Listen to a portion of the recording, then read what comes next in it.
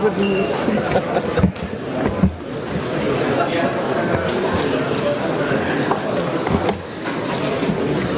morning, please take your seats.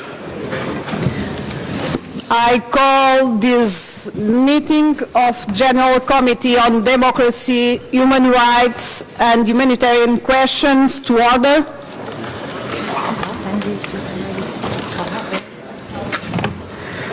Dear colleagues, the draft agenda of this meeting has been circulated.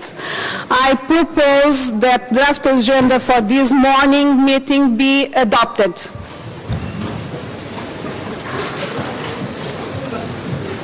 Any opposition? No? Okay. The agenda is adopted. Thank you. It is a pleasure for me as Chair of General Committee on Democracy, Human Rights and Humanitarian Questions to welcome you to this meeting.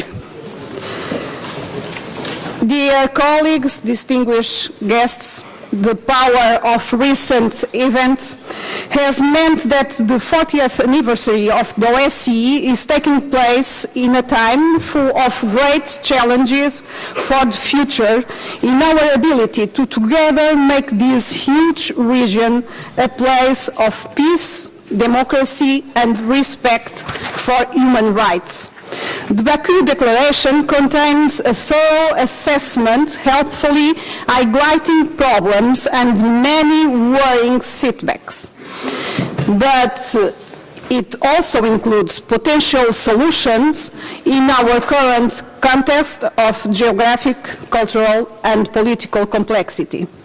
Every day we hear new stories of conflicts, attempts to silence the media, the politically motivated detention of journalists, human rights defenders and politicians, abuses of rule of law, the violation of basic democratic values, segregation of minorities, rejection of foreigners, and disrespect for human rights in general. The participation in this meeting of senior OSCE representatives working on these issues will undoubtedly lead to deeper and more concerted deliberation. I welcome the opportunity of these actions with the governmental side of our organization on these issues. I would like to warmly thank our guests for being here. I'm sure we have all been working hard between the meetings of this committee in an effort to give substance and to implement the goals set in the annual declaration. I would like to share with you some of the work that I have been doing as chair of this committee. The dialogue I initiated last spring with the Kazakhstan authorities seems to have been an important episode, and I continue to engage and monitor certain ongoing reforms. More needs to be done, but I appreciate the dialogue we have. At the Bureau meeting in Basel, I also had the chance to open a dialogue with the Turkmen authorities and to follow up on issues raised in our Baku Declaration. I hope this dialogue will continue to strengthen soon. As chair of this committee, I have been calling on the authorities in Azerbaijan to pave the way for a platform for talks that would allow us contact with some human rights defenders and journalists currently in prison. I have received very little response, but I hope that this situation will change very soon, and I'm very confident in this process. I also want to go to Georgia soon, along with the Special Representative for the Caucasus, and I hope that Belarus will take advantage of upcoming election cycle to start a process of strengthening the rule of law and its commitments to democratic values. As chair of this committee, I remain open to cooperation in action that will always be conducted in consultation with relevant assembly leaders. In the case of Russia, we have seen some worrying developments, particularly in terms of smoothing the rule of civil society and NGOs. I call on Russian authorities to lift such administrative constraints. A strong and proactive civil society is the sign of a strong and democratic country. At last year's meeting, I stated my intention to promote a visit to Guantanamo. This visit took place recently, together with our Vice Chair, Mr. Kukuloglu. And today we are proceeding to publish a report which I encourage you all to look at. Guantanamo is still a huge mistake, a black mark on our collective history, which in recent years has only served to purposes of propaganda by radical movements and authoritarian states. Authoritarian states point to Guantanamo as a symbol to deflect legitimate criticism of their own countries. Radical movements because they raise Guantanamo as a banner to appeal to hate, which they exploit to nourish their recruitment ambitions. There is one and only one solution for this mistake: the conclusive closure of this prison. However, 13 years after it opened, and after two presidents have agreed that it should be closed, problems and shifting positions persist to stopping in this process. After all this time, there are still 122 detainees there, against many of whom there is not even any evidence to support a charge leading to a trial. Among them, at present, there are 54 men who could be set free after transfer, and further 58 awaiting the periodic review for their cases, after which at least some of them might join the group for transfer. In the absence of conditions to return to their countries of origin, I call for the active engagement of all members of this committee to arrange conditions in their countries with a view to accommodating detainees. The United States cannot be left to solve this problem by itself, and I'm sure that in addition to the 14 OSCE states that have already accepted ex-detainees, it will be possible to count on the cooperation of more countries.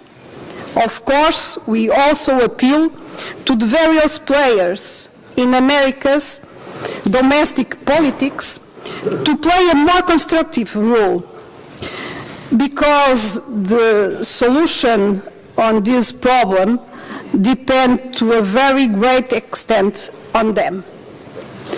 In our report, we also encourage a discussion regarding whether the traditional laws of war applied by the United States in keeping people in Guantanamo are appropriated in the modern fight against terrorism. Dear colleagues and friends, I know some of you have made serious criticisms regarding the model of these sessions, with the participation of guests, followed by a discussion, although sensitive to these criticisms. I have decided to keep this model and also to argue of its extension by broadening what this committee can address.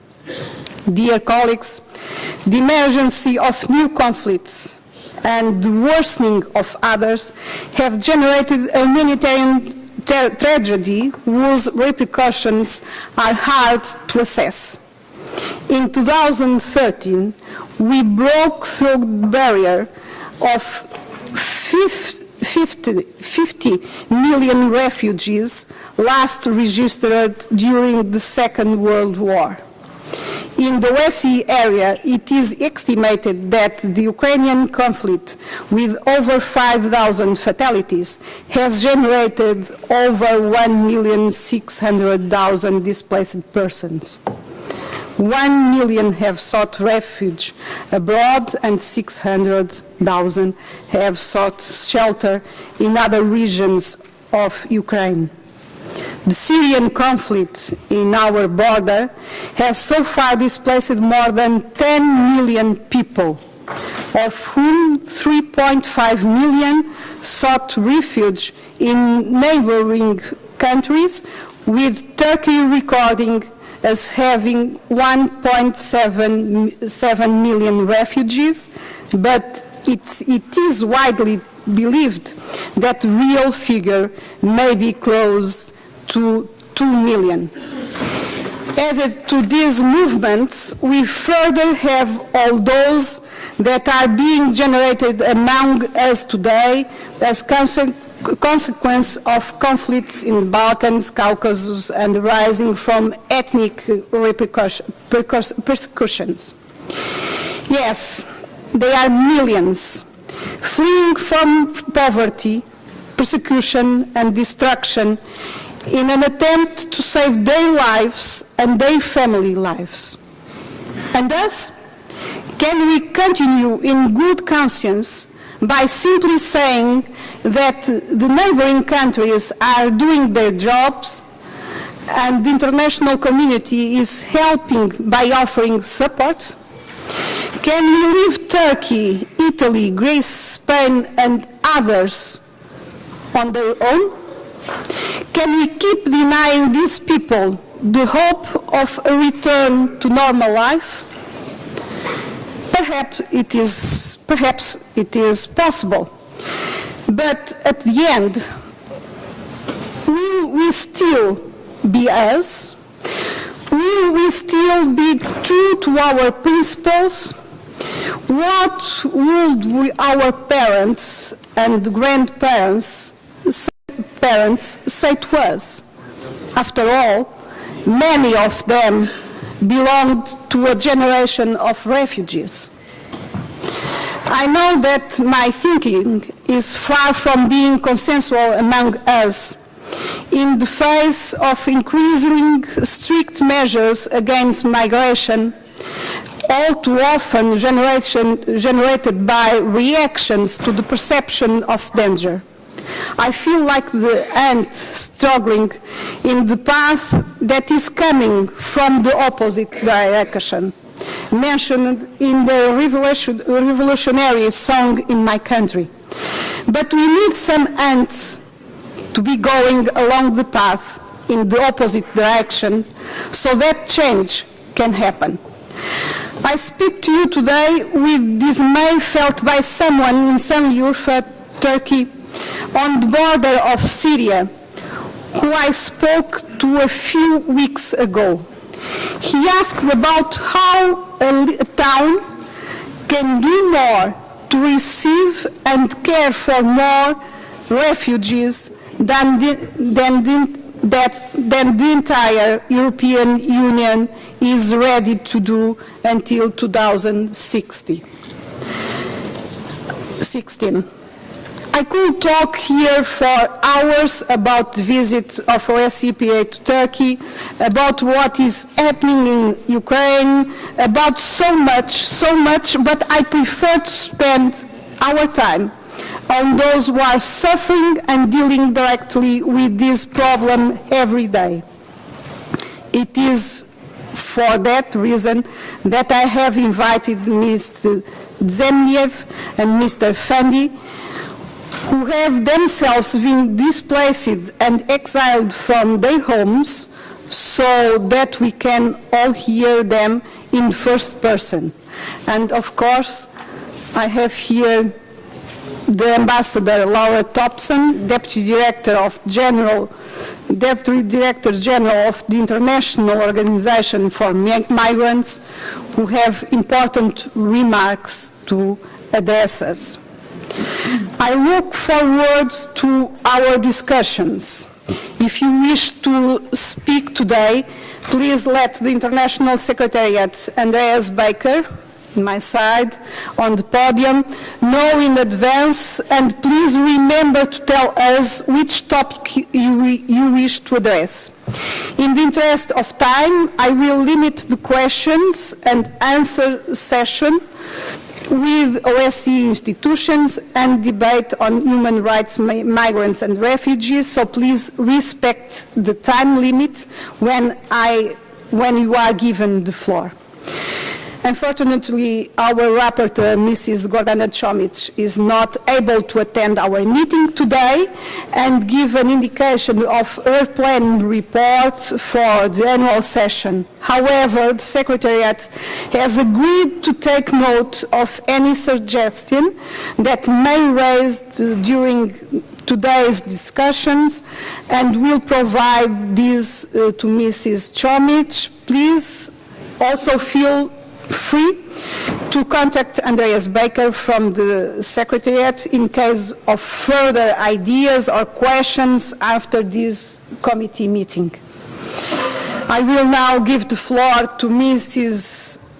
Dunja Mijatović, OSCE representative on media freedom, to tell us about her work. I will ask members to keep any questions until the end of the presentations by OSCE officials. We will hear from now. Mrs. Mijatović, the floor is yours. Thank you, Chairperson. Thank you, Isabel. Distinguished members of Parliament, members of the committee, ambassadors, ladies and gentlemen. In the year since the previous winter meeting of the OSCE Parliamentary Assembly, the member of the Parliamentary Assembly had to listen about the problems in relation to media freedom within the OSCE region, and I'm afraid that's going to be the case today as well. The issues we have addressed and the gravity of the problems that we face in our field of work makes the time feel much longer than the last year. My immediate area of work, freedom of expression and media freedom, has further deteriorated since our last meeting, but human rights in general have continued to be subject to terrible attacks and severe restrictions.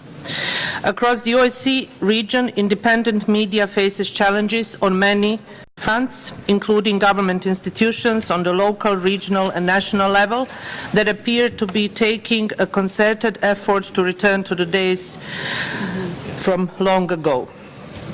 How can I be sure of this? You might ask yourself. You only need to look east to the conflict in Ukraine. Since events began a year ago on the streets of Kiev, journalists and journalism ethics have been shown contempt on a massive scale. My reports and press releases and interventions detail it all, the killings, beatings, harassment of every kind. Since the conflict began, we have kept a close eye on media in the region. Here is what we have reported over the years. 7 media members have been killed. At least 170 journalists have been attacked and injured. Through some sources put the number much higher. Approximately 30 editorial offices and television stations have been vandalized.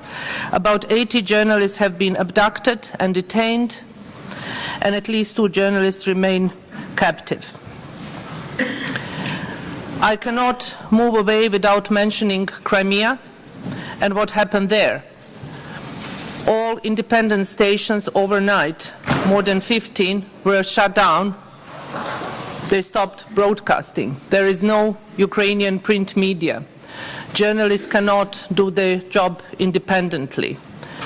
And as the OSCE representative on freedom of the media, I'm not able to go and talk to journalists in order to see what's happening in Crimea. It may be a cliché to suggest that the truth is the first casualty of war, but under the circumstances, which cliché would be more appropriate? That brings me to one of the biggest issues we face today, the uncontrolled proliferation of propaganda. Last week, I was raising issues that are related to the attacks in France and Denmark, and there is almost no week that we do not have to raise issues that are related to media freedom in the OSCE region and beyond, of course. As I mentioned propaganda, before I move to several other issues that I would like to mention today, I would just like to elaborate a bit on it. Propaganda is yet another ugly scar on the face of modern journalism, which is why I raise it over and over again. It is not my responsibility as the representative to teach anyone how to write and to report, but I can ask questions, the tough questions that we should all be asking ourselves and one another. I call on government authorities, wherever they own media outlets directly or by proxy, to stop corrupting the profession, to stop spreading propaganda, to stop presenting a world through the media that is as Orwellian as the era we lived through and came to an end 25 years ago. In the absence of real critical journalism, democracy suffers and deliberate disinformation becomes the standard.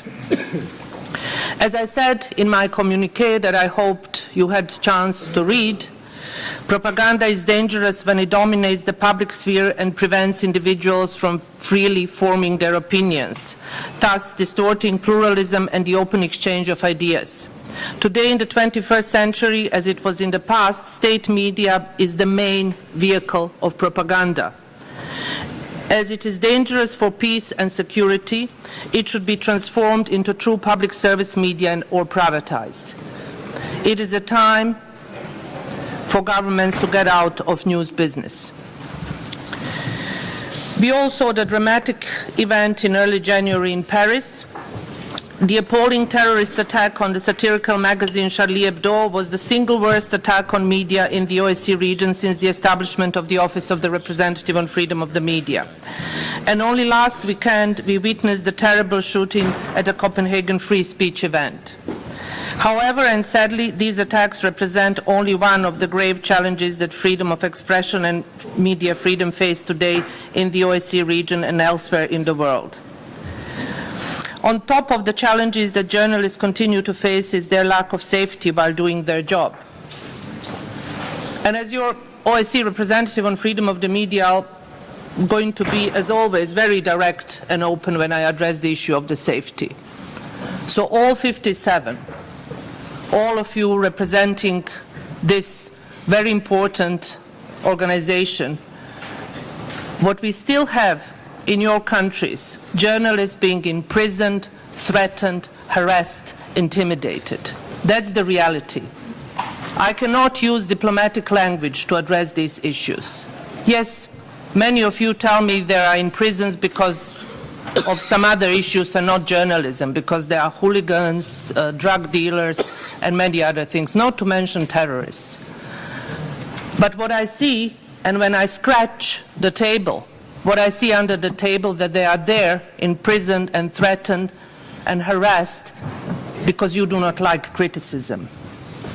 Powerful and the ones that are having power in the countries, they do not like criticism. And this is something we need to avoid. We need to let these people talk freely.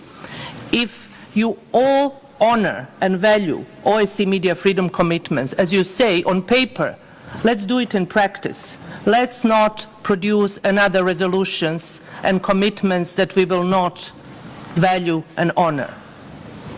And you don't need NGOs to tell you this, or journalists. I know that you are not very comfortable having them in this room. But that's why you have OSCE representative on freedom of the media. You gave me the full mandate to remind you if you are not complying with the commitments that you voluntarily agreed, you'll do so. There are many other issues that I would like to raise, but my time is limited, and I will try to summarize mentioning several other issues that I find of great importance. In most professions, it is taken for granted that work is safe without fear of threats, intimidations, and beatings. In many instances and in many countries of our organization, however, such peace of mind is not something that journalism can enjoy. Fear of threats and fear of actual violence render secondary any other problem that journalists face.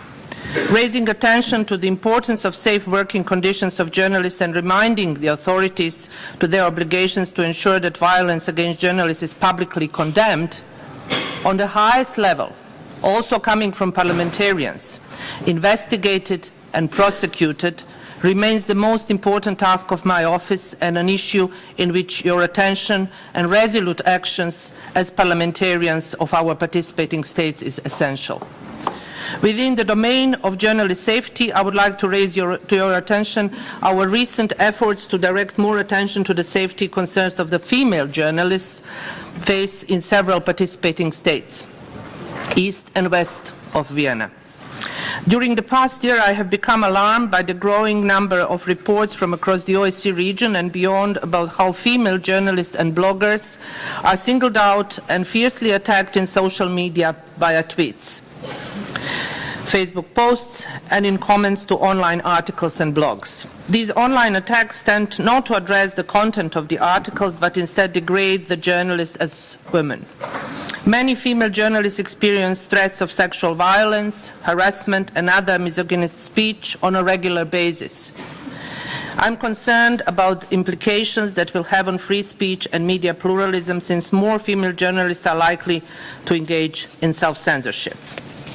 In addition to the safety, several other challenges to media freedom and free expression remain in the focus of the office's work. Restrictions on free speech under the pretext of protecting societies against terrorism, intolerance, extremism, and other threats have continued to increase in a multitude of participating states. I do not question the legitimate right of governments to fight terrorism. We all want to live in safe societies. There is no doubt about this. Terrorism is a transnational threat, and it must not be underestimated. However, the fight against terrorism should never be misused to silence provocative or opposing voices in a society. The satirical cartoons in Charlie Hebdo did not kill anyone. Neither did the free speech discussion in Copenhagen. The victims were killed by those who pulled the triggers. Only a few weeks after the tragic event in France, which resulted in very strong and clear public affirmations of the importance of preserving free expression, debates and proposals about restrictions on rights and freedoms are being considered in many participating states. Let me emphasize that the right to free media and free expression is not negotiable. Violence against those holding different opinions is unacceptable, and there is no but in this discussion. There is nothing that justifies the erosion of rights and principles which form the bedrock of modern democracies. More than ever, we need to encourage a pluralistic environment for speech and media. We need to accept being shocked, disturbed, or even offended by what is said or written. That is the price we have to pay for living in democracy. And we say here at the OSCE that we are a club of democracies. While direct calls for violence must be met with the full rigor of the law, we have many tools to fight lesser forms of intolerant speech. We can argue against them, we can make fun of them, we can ignore them, and we can also choose to tolerate them. But there is no option where the violence is used. This was the main message of my office at an event we organized only 2 months ago on the relationship between freedom of expression and tolerance and non-discrimination. It is terrible to see how timely the discussion was in light of recent events, but it also shows how crucial it is to face this relationship. We need to avoid a vision of free speech as something opposing the prevention of intolerance or other threats to social cohesion. In fact, separating them damages both. Free expression and free media are essential for the promotion of tolerance and non-discrimination. And it is with more speech and media literacy, internet literacy, that intolerant speech should be primarily fought. Extremism laws remain a major challenge to free expression and media freedom. Participating states too often respond to threats from extremists by adopting or introducing laws that include provisions that seriously limit free expression in both traditional and online media.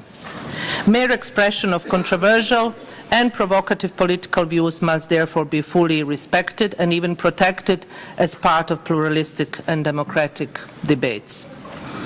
And yet, there is a simple way to successfully approach them. And this is again where your positions as parliamentarians and legislators and your attention to the alarms raised by my office is so important, crucial. What is needed is the political will by the authorities of the participating states, the political will to mean what you say when you make statements calling for the protection of free expression and media freedom.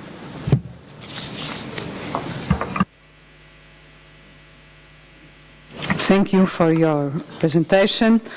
And now I'll give the floor to Mr. Link, who is the director of the OSCE Office for Democratic Institutions and Human Rights, to update us on the work of his office. Mr. Link, you have the floor. Thank you, Madam Chair. Distinguished members of Parliament, ambassadors, ladies and gentlemen, it's a pleasure, it's an honor to speak for the first time officially, to appear for the first time officially before us, before you, after having been for many years a member of the Parliamentary Assembly while being a member of the German Parliament. It's a privilege to serve the OSCE now in my new capacity as Director of ODIHR. Thank you for that trust and for that confidence given by the states, but of course shared, as I know from many contacts, by the parliaments, and I hope to be able to live up to that. Because indeed, what we have to do, and it was clear from the words of Dunja, it was clear that of course we have in this time to defend the human dimension.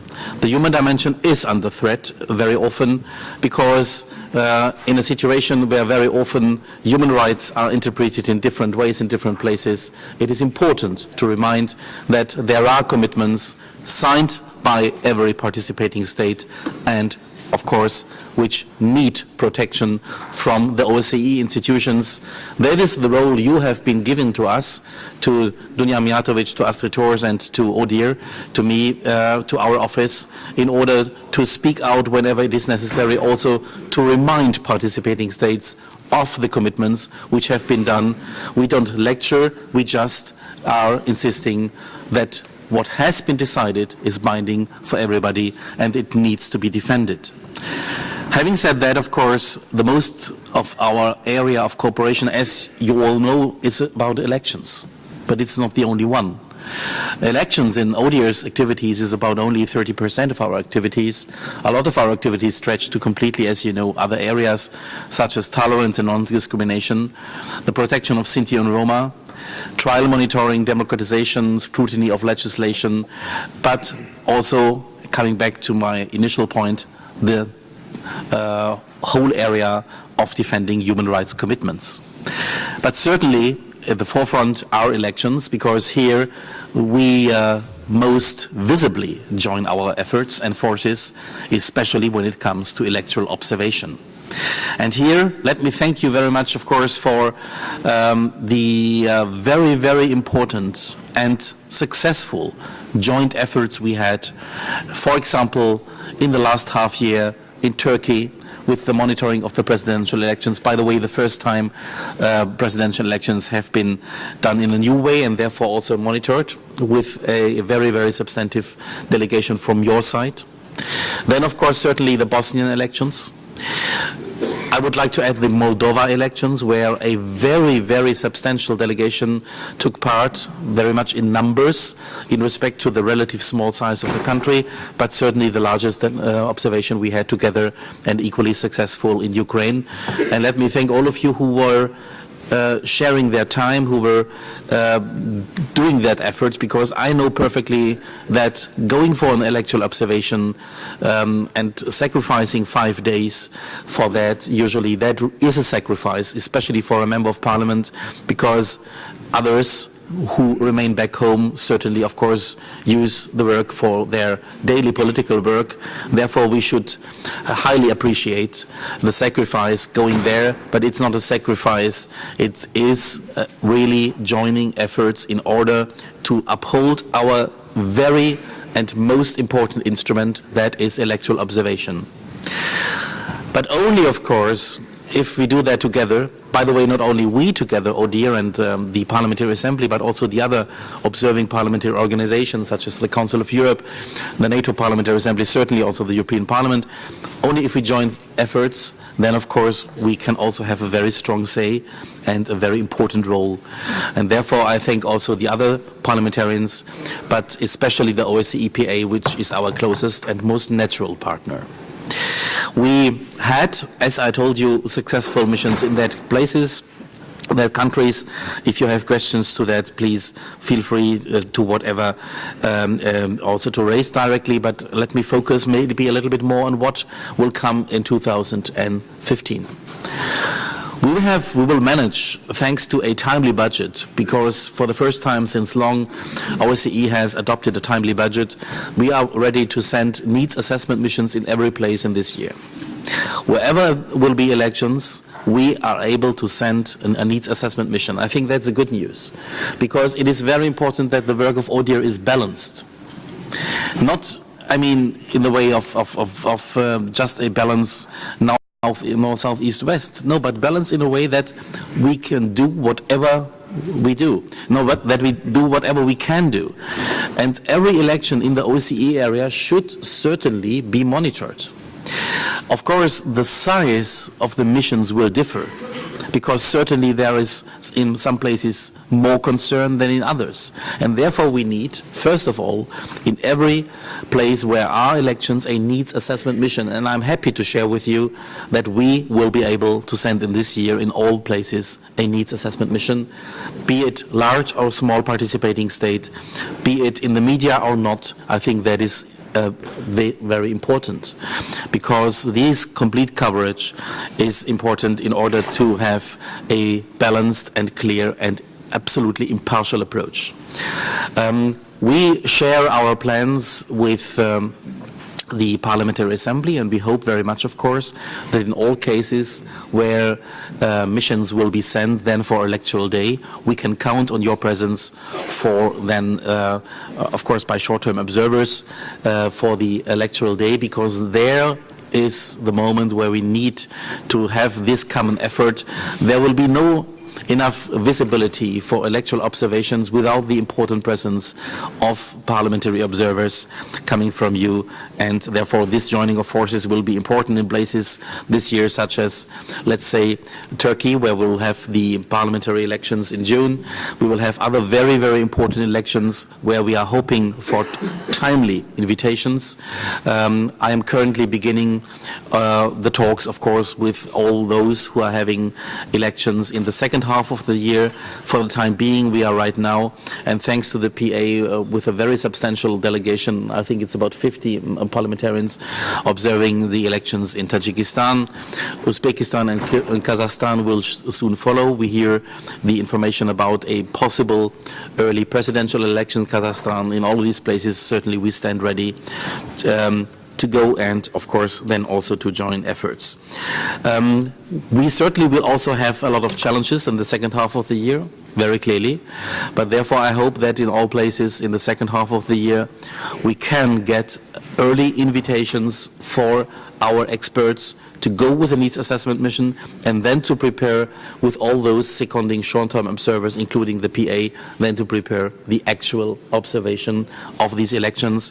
And I very trust, of course, very much that we will be able to cover all places, all states which will have elections in the second half of the year. An increasing part, when I leave elections, of our activities is tolerance and non-discrimination. We will do this year, in addition to what we have intensified last year, the hate crime reporting, we will do this year special activities fighting anti-Semitism, fighting Islamophobia, but also for the first time doing special events and special seminar for the problem of fighting Christians in the OSCE area. Here also we have to address a problem, so we will try to address all these 3 points equally. But certainly, we will also continue our classical activities, trial monitoring. We highly appreciate the invitation of the Georgian government for having been able to do the trial monitoring, a very systematical one. And of course, we are also continuing our activities on reporting when it comes to human rights defenders. As I said in the beginning, human rights need to be defended, and even already in 75, in the very first documents, it is not only about freedoms and individual rights, it's also about the right to know your rights. And therefore, we are also publishing these human rights defenders guidelines, and will continue to do so with the guidelines for freedom of association, which we will publish, which we will present the week after next week in Geneva, the 5th of March, together with the Venice Commission of the Council of Europe. And we are working on the final part of our report on Guantanamo, which of course is now not yet ready, but hopefully soon ready. And as well, of course, as Dunia said, I think it would also be important, she mentioned Crimea, monitoring the human rights situation in Crimea. I think that would be necessary and helpful to be able to do a human rights monitoring of the situation. My last word, sorry for being so long, goes certainly in this case to Ukraine. As all of you know, the Minsk package also includes the call for local elections. We stand ready to monitor these, but again, the devil is in the detail. And certainly, of course, these local elections need to be well prepared. Safety and security for observers needs to be guaranteed. We cannot honestly invite you to go there as observers and the other seconding institutions to go there as observers, nor send our core team without security on the spot being guaranteed. Electoral observation is about trust, and therefore a lot needs to be done in order to do that. But for us as ODIHR, certainly the legal requirements are the binding ones. Therefore, we need an invitation by the government of Ukraine. And as mentioned in point 12 of the agreement in the Minsk package, these elections, which certainly need to be in the detail elaborated in the framework of the trilateral contact group, needs to be based, I quote, on the law of Ukraine on interim local self-government in certain areas of the Donetsk and Lugansk regions. So we are looking forward to these negotiations. We stand ready to monitor these elections, and we hope very much and invite and encourage the Parliamentary Assembly to join efforts, while knowing that normally local elections are not the ones to be monitored. We think it would make sense in this case to have a joint effort in this case as well. Thank you for your attention.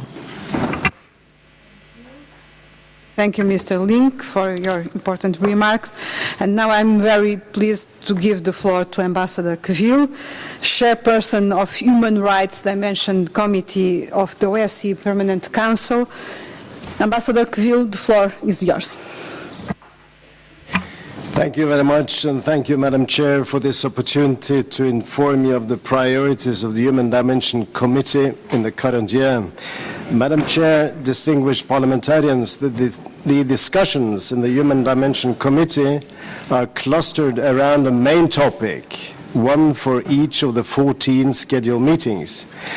These topics reflect the priorities of the chairmanship as well as inputs from participating states. I will enumerate them.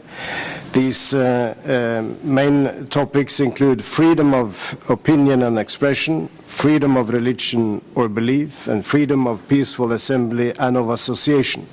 They include tolerance and non-discrimination, national minorities, national human rights institutions, administration of justice and independent judiciary, gender, torture, enforced disappearances, extrajudicial killings, death penalty, and trafficking in human beings.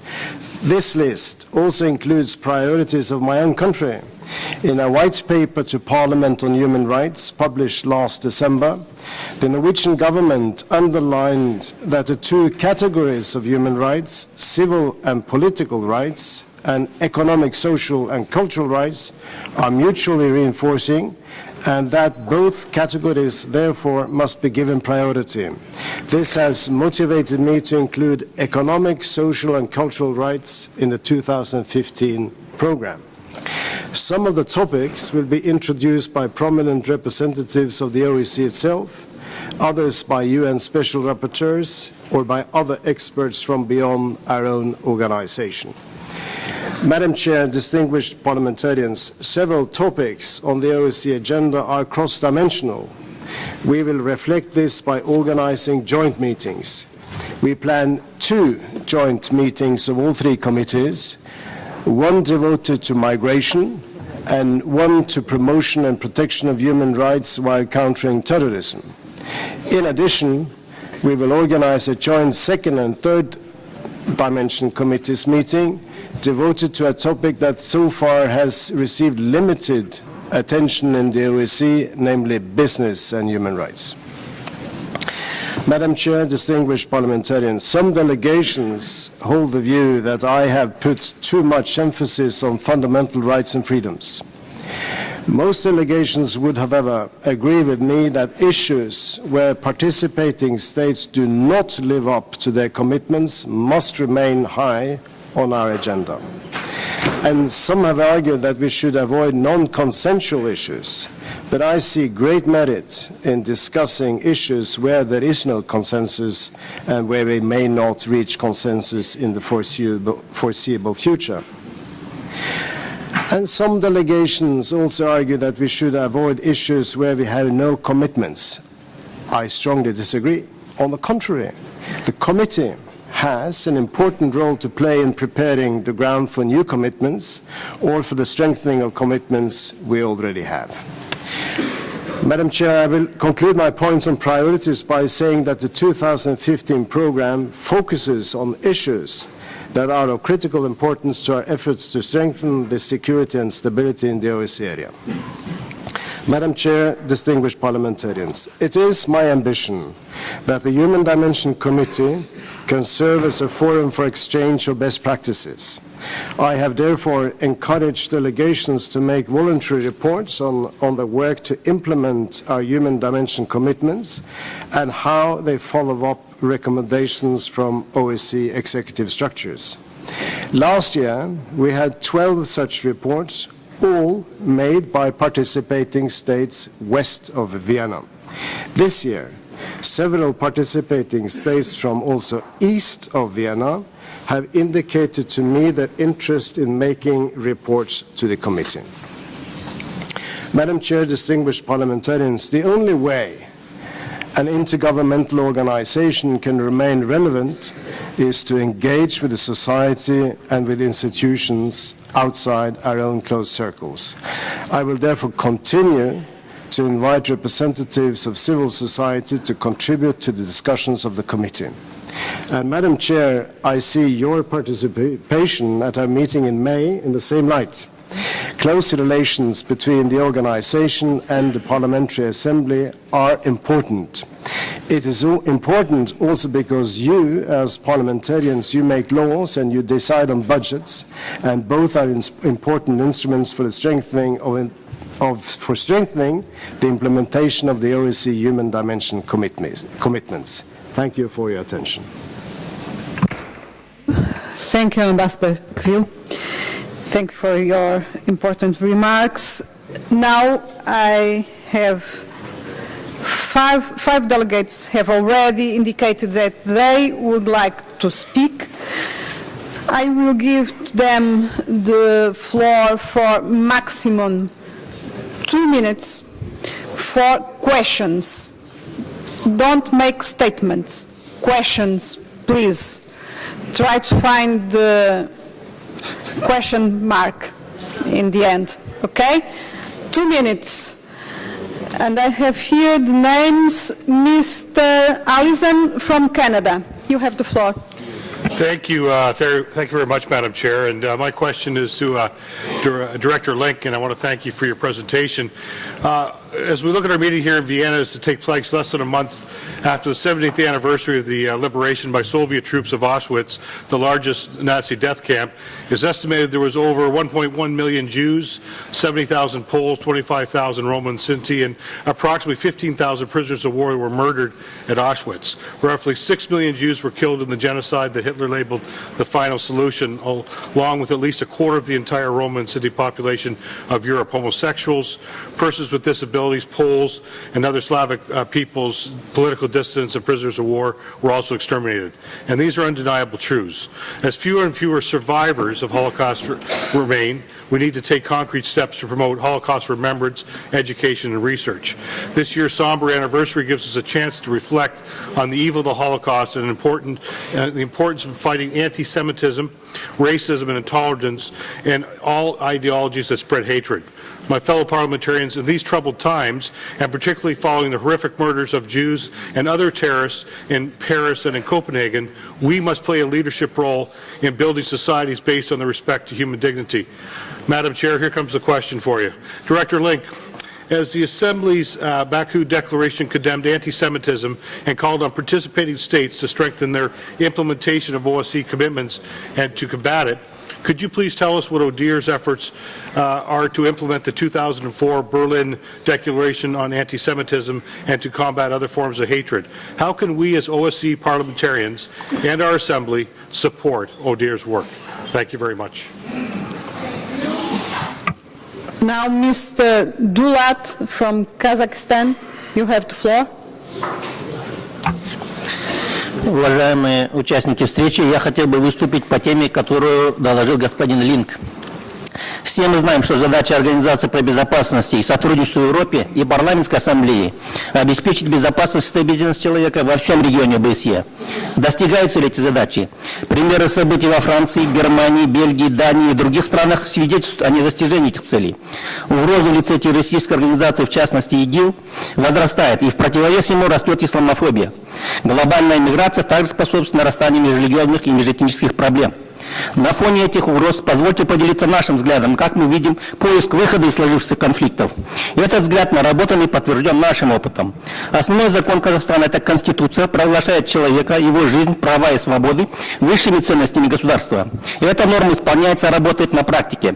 Для достижения эффекта в межэтнических и межрелигиозных отношениях у нас создан свой уникальный механизм – Ассамблея народа Казахстана, которая эффективно действует уже в течение 20 лет.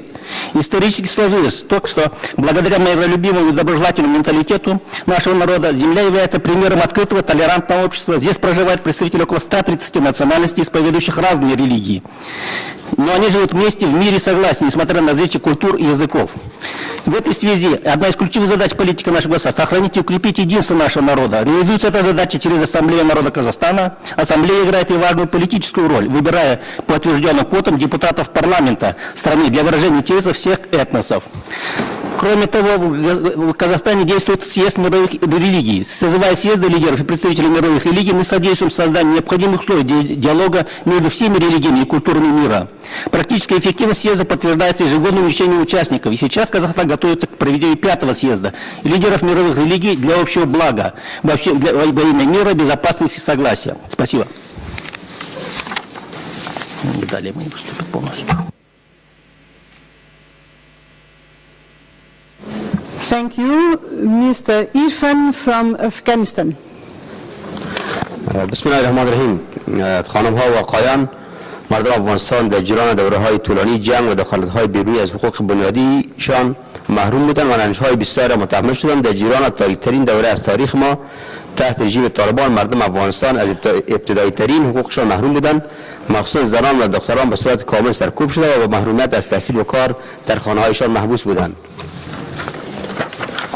با وجود چالش‌های باقی مانده در کشور از جمله تهدیدات امنیتی و جنگ‌های نیابتی بر علیه مردم افغانستان در ظرف 13 سال گذشته راه درازی را پیموده و پیشرفت‌های قابل ملاحظه را در تمامی عرصه‌های اجتماعی، اقتصادی و سیاسی از جمله حقوق زنان، دموکراتیزه شدن، حاکمیت قانون، حکومتداری خوب، معارف و آزادی رسانه‌ها داشته است. افغانستان در سال 2004 با تدوین قانون اساسی جدید فصل جدید از تاریخ خود را گشود. قانون اساسی جدید حقوق بشر را به عنوان یک عنصر عمده برجسته نموده، حقوق برابر و دسترسی به عدالت برای تمامی شهروندان را توسعه می‌نماید. با وجود این ما با چالش‌های مستمر روبرو می‌باشیم که توسط شورشیانی که تحت نام مقدس اسلام به اعمال پلیسی اقدام می‌کنند ایجاد می‌شود. جناب رئیس جمهور محمد اشرف غنی در محفل تجلیل از روز جهانی حقوق بشر و روز ملی قربانیان افغان اظهار داشتند که هنجاری‌های حقوق بشر جهانی جزء اصول اولیه اسلام و انسانیت می‌باشد. اسلام واقعی یک اساس خوب برای حقوق بشر است و در اسلام واقعی فرهنگ خوشنود و کشتار مردم میگرا تحت رحم دین غیر قابل پذیرش میباشد. این اعمال خوشنود بار توسط دشمنان اسلام انجام میشود و غالبا مسلمانان در میان قربانیان میباشند. دموکراسی در افغانستان در حالت نهادی شدن است و نهادهای دموکراتیک به شکل فزاینده در حال تقویت میباشد. ما 3 انتخابات از جمهوری و 2 انتخابات پارلمانی را با موفقیت برگزار نمودیم و تا چند ماه دیگر 3مین انتخابات پارلمانی را خواهیم داشت که خود یک نقطه عطف دیگر در نهادی شدن هرچه بیشتر دموکراسی جوان در افغانستان خواهد بود. افغانستان کماکان به حمایت شود از زمینه ظرفیت‌سازی در مسائل قانون‌گذاری، اجرای قوانین و حفاظت از حقوق بشر مخصوصا حقوق زنان و دختران نیازمند خواهد بود. سیستم پارلمان افغانستان سیستم توازن و تعادل بین 3 قوا در ظرف 13 سال گذشته به خوبی انکشاف یافته و انعکاس دهنده اراده مردم افغانستان است. اعضای هر دو مجلس در شورای ملی تلاش می‌کنند تا از صلاحیت‌های قانون‌گذاری خود جهت کمک به تدوین پالیسی‌هایی که منجر به انکشاف کشور حکومتداری و حکومت قانونی شود استفاده نمایند. اجازه دهید با استفاده این فرصت از دفتر نهادهای دموکراتیک و حقوق بشر در سازمان امنیت و همکاری در اروپا به خاطر اعزام تیم حمایتی انتخاباتی به افغانستان و ارائه توصیه‌های ارزشمند در رابطه با دوره‌های مختلف انتخابات پارلمانی، ریاست جمهوری و شورای ولایتی از سال 2004 بدین سو ابراز امتنان نمایند. مردم افغانستان تشکر از همه مشترکین. Thank you. Mr. Yüksel from Belgium. Thank you, Madam. It's been over a month since we were devastated by the horrific terrorist attacks in Paris. And last weekend we were shocked again by the shootings in Copenhagen. These were barbaric acts of violence against innocent civilians as well as against our democracy and our democratic values. The atrocities committed are completely unjustifiable, and I, together with everyone who believes in the freedom of expression, condemn them in the strongest way possible. Democracy cannot exist without a number of fundamental freedoms and obligations.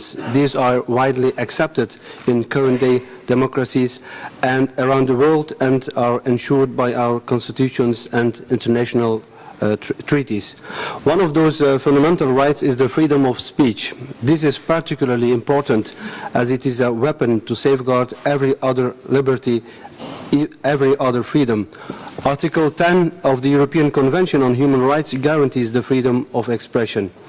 Moreover, the freedom of speech forms the basis for the freedom of press, a freedom which was recently attacked in France and Denmark in the most brutal way. Any expression that awakens even the impression of limiting the freedom of speech provokes close to allergic reactions, which is to some extent a good thing. We have to protect these fundamental freedoms in order to preserve our democracy. This is especially the case in light of the recent attacks on the freedom of speech. Ladies and gentlemen, colleagues, our society is predominantly based on its people and not vice versa. Our main responsibility as politicians, as lawmakers, as civil servants is to make sure that every individual can flourish in our society, that every individual counts, that every individual feels that they are respected. This ideal can only be realized if we link freedom to responsibility. And my question, Madam Chair, is freedom of expression and respect for religion aren't mutually exclusive. They complement each other. And what can we do in this case about interreligious dialogue in the area of OSCE? And the second question, Mr. Link spoke about the fight against Islamophobia in Europe and in the world.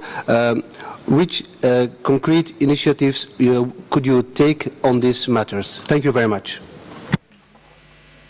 Thank you. And now I give the floor to Mrs. Ergsgi from Switzerland. Vielen Dank, Frau Präsidentin. Ich habe eine Frage an den Präsidenten des Komitees der menschlichen Dimension. Im letzten Jahr hat sich die Schweiz im Rahmen ihrer OSZE-Präsidentschaft stark engagiert für die Folterprävention.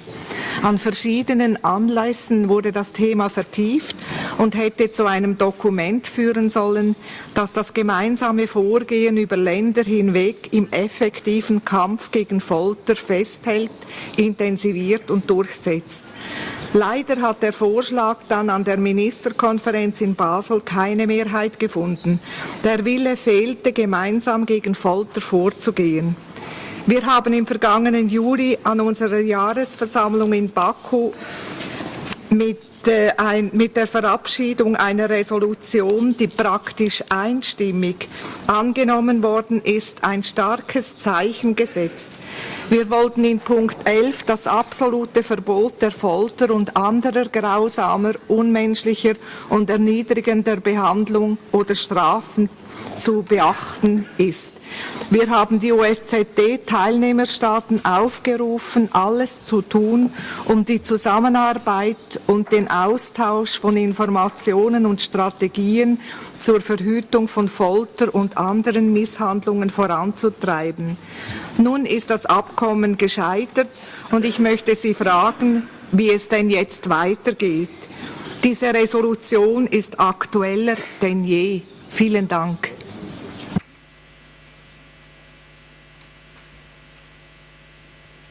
Thank you. And now I'll give the floor to our distinguished guests to answer. I'll give the floor for 2 minutes to each one. You must be very efficient. First, Mrs. Dunya. I think there were mainly questions for Director Link. Yes, I don't know if you have several. I think I will Okay, skip. good. Thank you, Madam Chair. Very briefly, Declaration of Berlin, thank you for your question. The Declaration of Berlin to mark the 10th anniversary of the Anti-Semitism Declaration was absolutely crucial.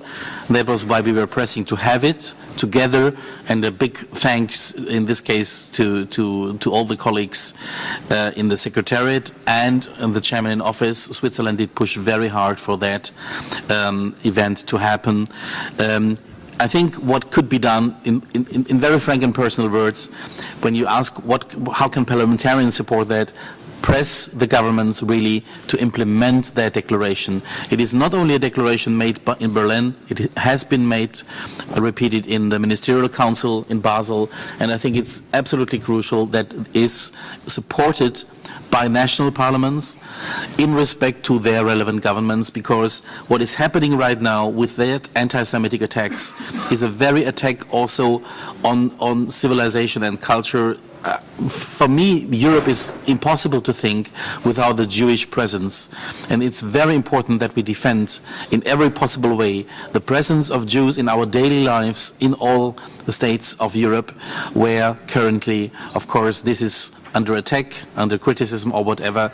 We have to make a very, very clear stop sign there. Hate crime reporting plays a role, but also in respect to Islamophobia. What we can do as ODIHR is especially improve our facilities and tools for hate crime reporting. It needs to be easy to report, to be reported by private persons as well as by officials. We have the usual reporting by the states, the Holocaust remembrance reporting, and increasingly we do the hate crime reporting. I don't have the time now to elaborate more, but if you want, we can also directly speak about that more. And we increased our activities a lot in that in last year. And what we of course certainly do since long and will continue is the training, for example, of law enforcement officers, also in how to treat difficult situations when it comes to critical situations in demonstrations, when, for example, different groups were clashing in some participating states between the groups of one demonstrators and the others. And just let me say thank you to the remarks from Kazakhstan. The summit, I follow closely also these preparations, and I will be pleased to go there. And in both Afghanistan, we have been glad that we could help at least a little bit in monitoring the elections. It was thanks to a very good team which was able to do that. And if there is anything we can support Afghanistan as a partner region, as a partner country, of course we stand ready to do that. Thank you. Thank you, Ambassador Kvill. Thank you, Madam Chair. Perhaps I can offer a comment to the issue on torture, which was raised by the parliamentarian from Switzerland.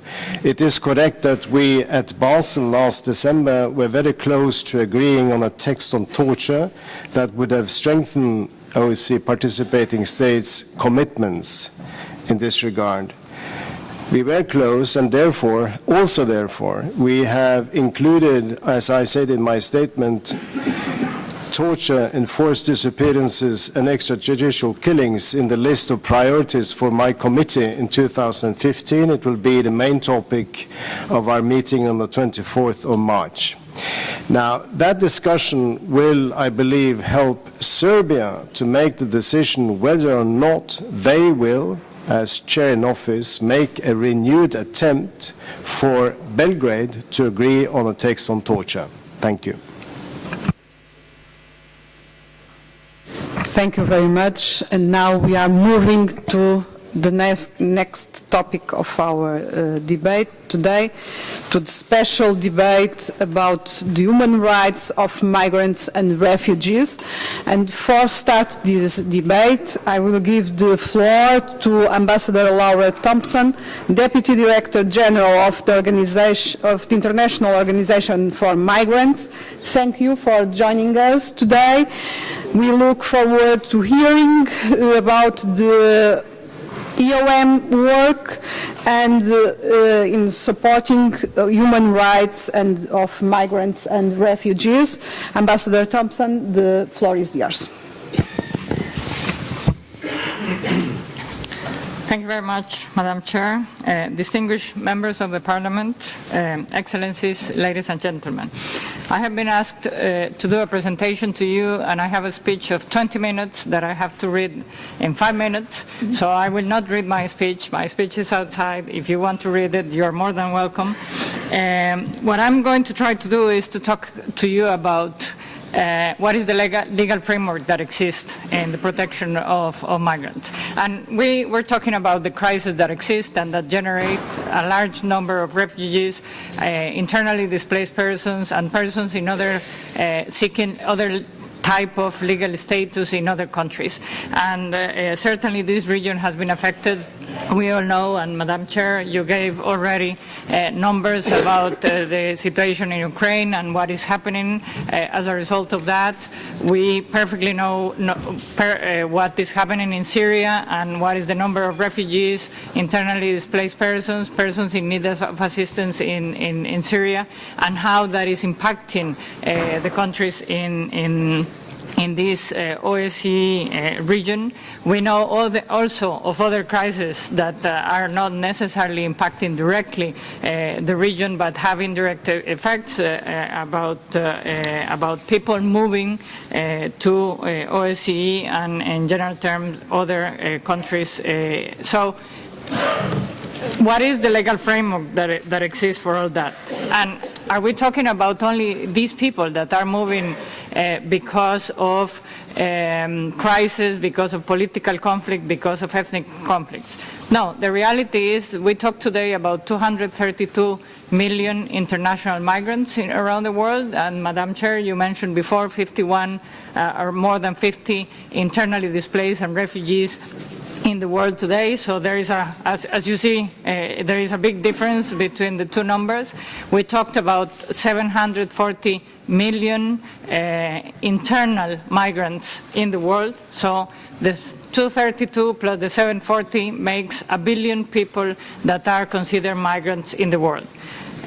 So we have to keep that in mind, because when we talk about migration, we have a tendency to look only at the people that are moving for this crisis or this type of situations, whereas the reality is that the majority of the people move because of other reasons, and it's only a part of the people that are moving in these very specific crisis situations.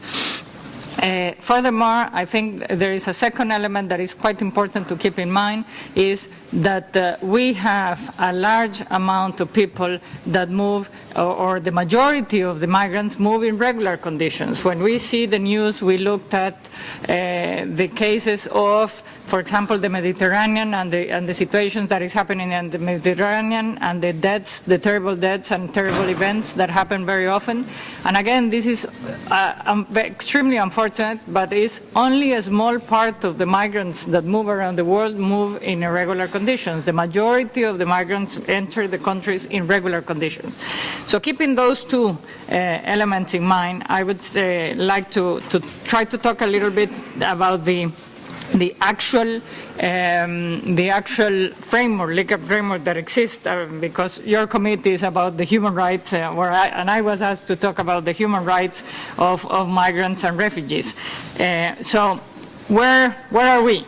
Well, the first thing is certainly we have a very clear convention, the Convention of 51, and its protocol that regulates who is a refugee, what conditions they have, what are the legal obligations of states, and what are the rights of refugees. And so I'm not going to talk about that, because that is extremely clear, and I think we have no doubts about what the legal framework is. What I'm going to talk is about the legal framework protecting migrants. That is certainly an area that is much less straightforward. Am I going too quickly? No. Okay. It's a much less straightforward area. Why? Well, because there is no universally accepted international convention that regulates the protection of migrants. There is one convention that was adopted after a long negotiation that is called the Convention on the Protection of the Rights of All Migrant Workers and the members of their families, that after a long period of time and after a lot of efforts by a lot of countries has only 47 ratifications. So that the reality is that this convention is quite important, but it doesn't have the universality that is required to talk about a real protection framework for international migrants. We have to be clear, and in IOM we are extremely clear, that the states have the right to regulate who enters their country, in which conditions the people enter, and in which conditions the people remain. And that right is an absolute right of states as of today. At the same time, this clear right of a state has, I would say, a certain limitation. That is, that states must pay due attention to the protection needs and the rights of individuals. And there is a whole framework that exists about human rights that the states have to protect. And I'm going to mention some of the key elements that I think that are basic in this process. The first one is that the human rights and the basic rights and freedoms of people don't stop or are not diminished the moment that they move somewhere else. Those rights exist and are independent of whether the person is in their country, whether the person is somewhere else, and on which administrative condition the person is. And I think this is extremely important to keep in mind, because the fact that somebody is in a regular situation or an irregular situation in a country does not at all affect the human rights of this person. The second point that I would like to make is that the world today and the movements today of migrants are extremely complex. We see the terrible events in the Mediterranean, and we see the complexity of migration there. You have there asylum seekers in those boats that are trying to reach Europe, asylum seekers. You have also economic migrants. You have unaccompanied minors that are coming to eventually search for their parents that are in Europe or not, that are just coming to try to look for different opportunities, new opportunities in their lives. You have also people that are trying to reunite with their families that have potentially a right to stay in the countries. So the complexity of the movements today is much more than it was before. And as a result, the categories that exist of different vulnerabilities are very difficult to clearly define today. So somebody, first of all, can start a journey as a migrant with one specific category, as an economic migrant, and in the process become either victim of trafficking, that we have worked very much with the OSCE, or become victim of smuggling by somebody else. So there are different stages where migrants can, the status or legal status or the vulnerability of the migrant can change through the process. And that, I think, is extremely important. So it's very difficult to apply very straightforward categories to the migrants. The third element that I would like to raise is that it is crucial that states promote a rights-based approach to migration and ensure that migrants have access to their systems. I'm getting there. So you have in a lot of states a series of measures and systems that have been created to assist the people that have specific vulnerabilities. And we think that is quite important to have such systems in order to give migrants also access to justice and other things. The last point in this regard is the individual assessment. That is crucial in order to determine what the conditions of the migrants are, and in order to respect the principle of non-refoulement that has been expanded not only to people that are in danger of persecution, but also where they put their life in danger.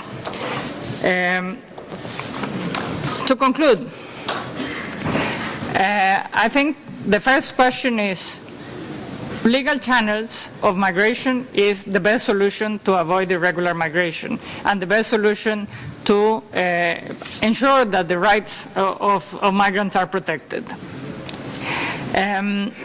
We have to keep in mind at the end of the day that when we talk about migrants, we're talking about actual people. We're talking about individuals that have hopes, aspirations, individuals that have needs, that have families and children.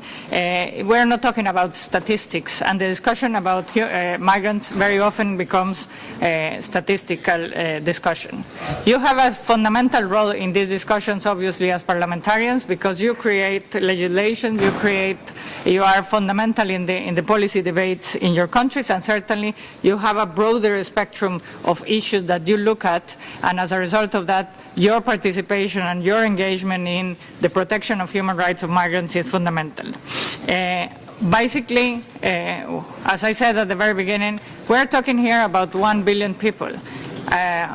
One of each 7 persons is a migrant. So it's 1 billion people whose human rights need to be respected, 1 billion people whose basic needs have to be addressed, and 1 billion people who collaborate every single day to the economic growth of countries of destination and countries of origin.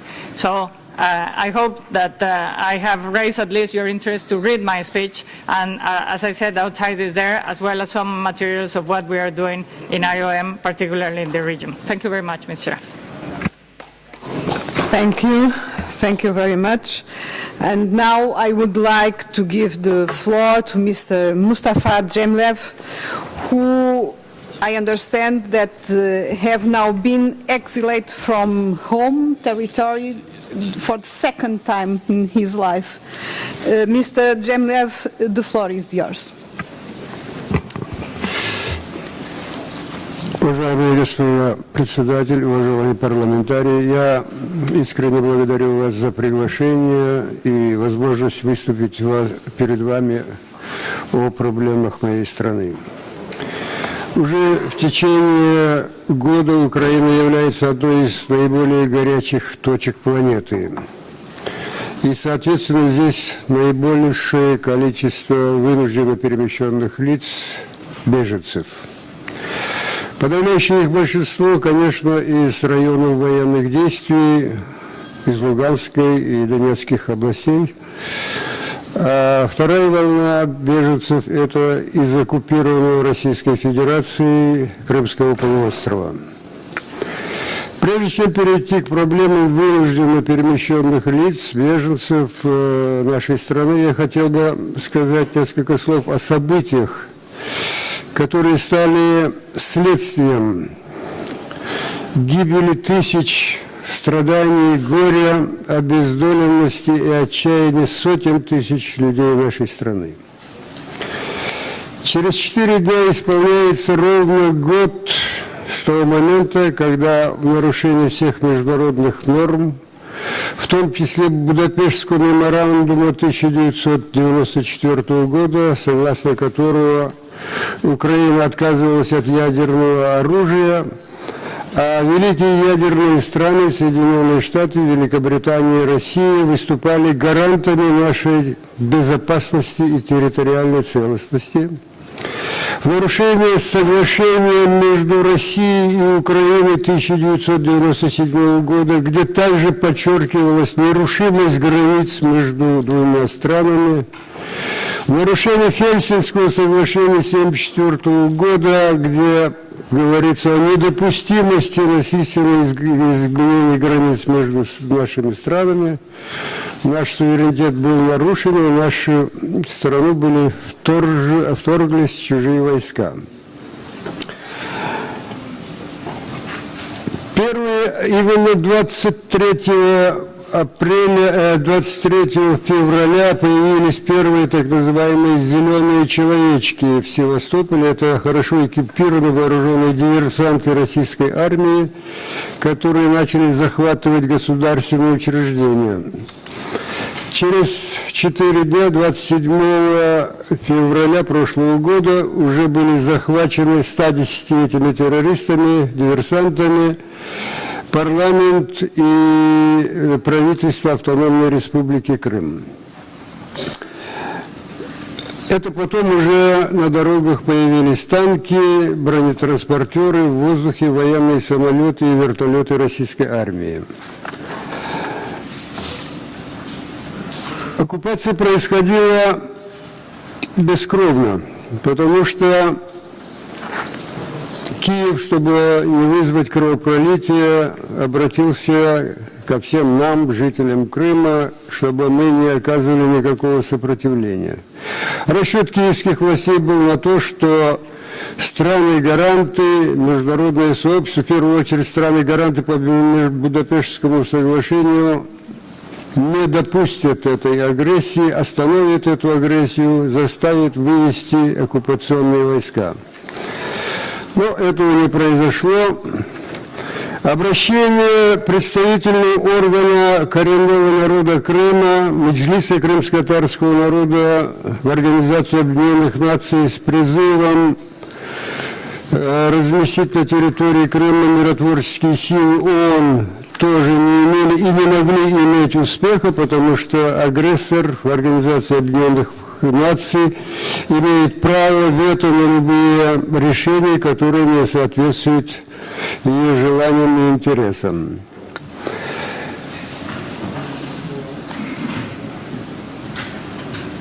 Санкции, введенные западными странами и некоторыми другими наиболее цивилизованными странами в отношении страны-агрессора, конечно, нанесли кое-какой ущерб экономике страны-агрессора, но, к сожалению, не остановили войну, не привели к деоккупации оккупированного Крыма.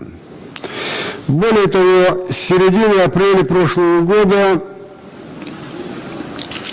российские диверсанты начали захватывать административные здания также в городах и населенных пунктах на востоке Украины. А затем провозгласили создание так называемых Донецкой и Луганской республик.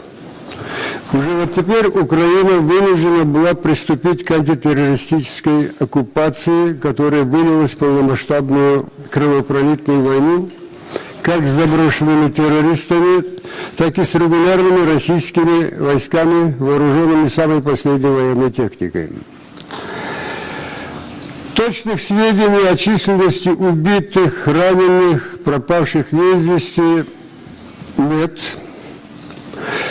Потому что, ну, во всяком случае, эти сведения очень разночтивы, ибо, как в любой войне, каждая сторона склонна преуменьшать свои потери и преувеличивать потери противоположной стороны.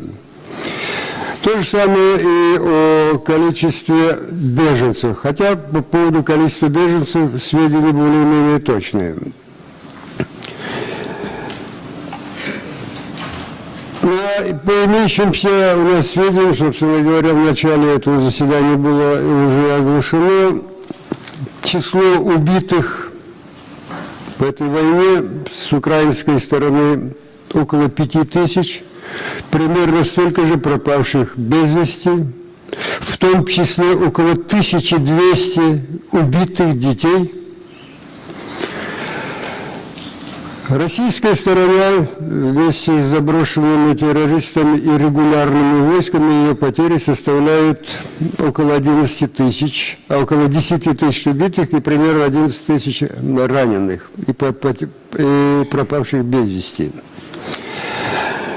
То есть Российская Федерация потеряла примерно столько же за эти 10 месяцев, примерно столько же, сколько, согласно официальным советским данным, советское государство теряло в течение 10 лет афганской войны.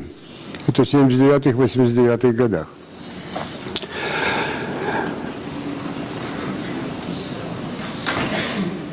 Число беженцев. Общее число беженцев на позавчерашний день составляло около 1,5 миллиона человек, в том числе 980 тысяч внутри Украины, то есть переместившихся из районов военных действий в другие внутренние области Украины, и примерно 600 тысяч беженцев, которые были перемещены в другие страны, преимущественно Российскую Федерацию.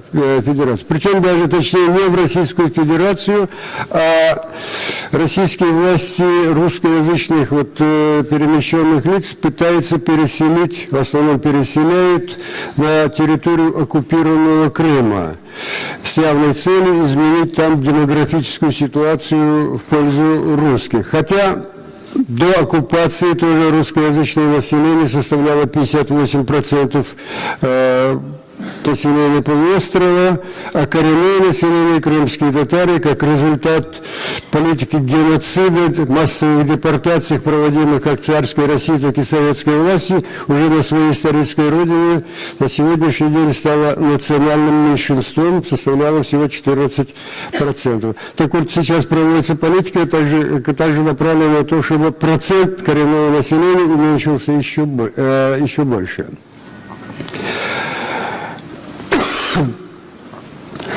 Но в числе мер, принимаются различные меры, которые вынуждают коренных жителей Крыма, в первую очередь крымских татар, покидать свою территорию. Почему в первую очередь крымских татар? Потому что они очень активно выступали против оккупации. Они не участвовали, бойкотировали так называемый псевдореферендум, проведенный оккупационными властями 16 марта прошлого года. Они бойкотировали так называемые выборы в местные органы самоуправления, проведенные оккупантами, и всячески выражают свое неприятие оккупации, выражают свою верность своему украинскому государству. Поэтому оккупационные власти предпринимают все меры для того, чтобы вынудить их покинуть свою историческую родину. В числе этих мер принуждение к принятию российского гражданства. Правда, есть такая форма, человек может сохранить украинское гражданство, но должен подписать некое заявление. Я должен сказать, очень унизительное заявление. Подписавший заявляет о том, что он отныне признает, что Крым является составной частью Российской Федерации, присоединенной на основе какого-то там договора между Крымом и Россией. То есть никакой агрессии, никакой аннексии нет. Второе. Он заявляет о том, что отныне является иностранцем на своей территории. Разумеется, таких заявлений мало кто писал, потому что не может крымские татары заявлять о том, что на своей родине не являются иностранцами.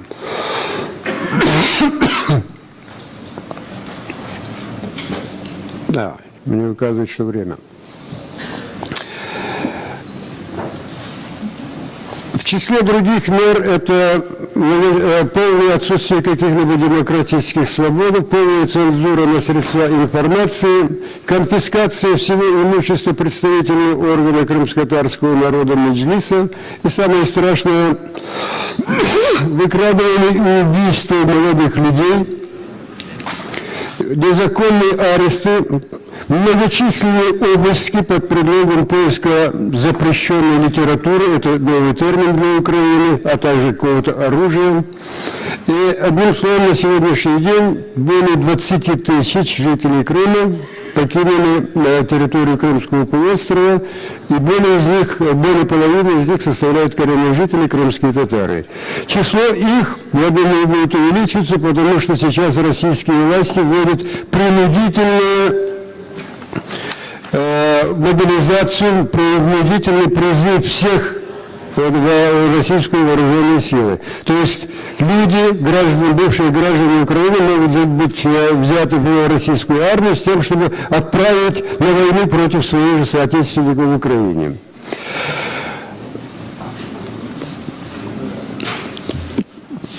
В числе главных проблем вынужденных переселенцев это, конечно, в первую очередь жилье и обустройство.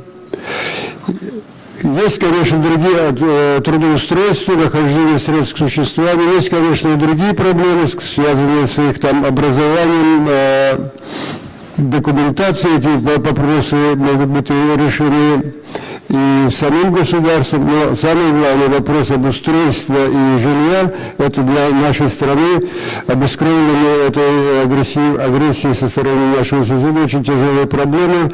И, конечно, Украина хотела бы получить международную поддержку.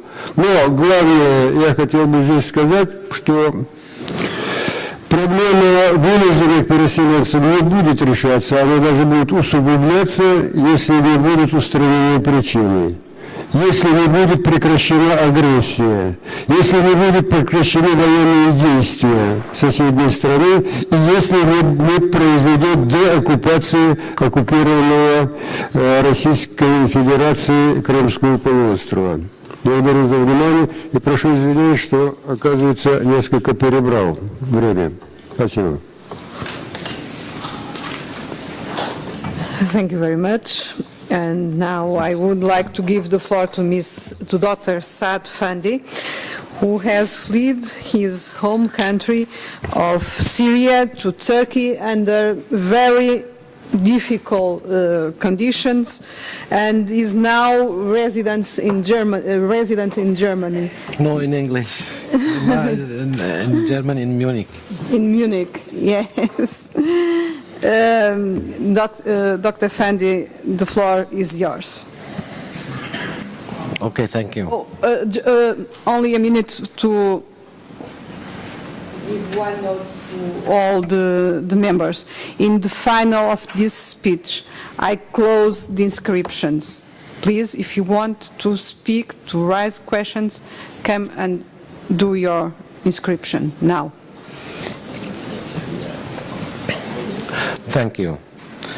Ladies and gentlemen, allow me to begin my speech with a few words about the Syrian case that cannot in any event express or summarize all what have to be told. Among times, people had to pay an expensive price for their freedom. I wondering if it is mean to be the Syrian people's time to pay the liberty price nowadays. Indeed, we do. Yes, we pay it. All of us, without distinction, but with extinction the liberty price. Noble gentlemen, if justice, freedom, democracy, and safety are the attributes of this area, why do murder, starvation, and displacement are their replay? The world has forgotten that a group of children lit the fire of revolution in Syria. They dreamed of freedom like any other kids, but unlike other people, the Syrian ones suffers. The bloc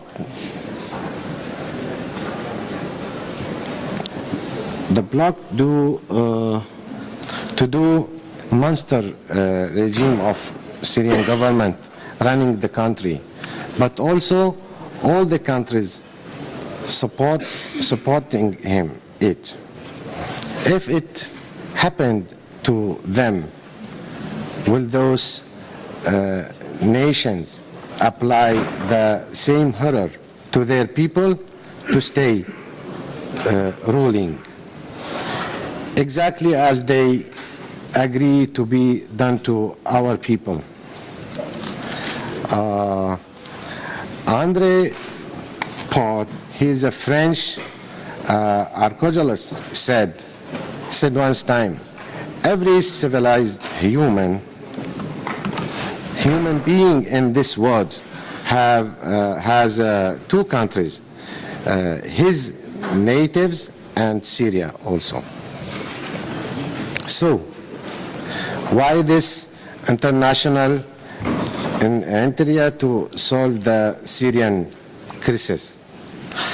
In the last 3 years, all what Syrian dreams about is to leave his own countries and obtain a visa in some civilized nation.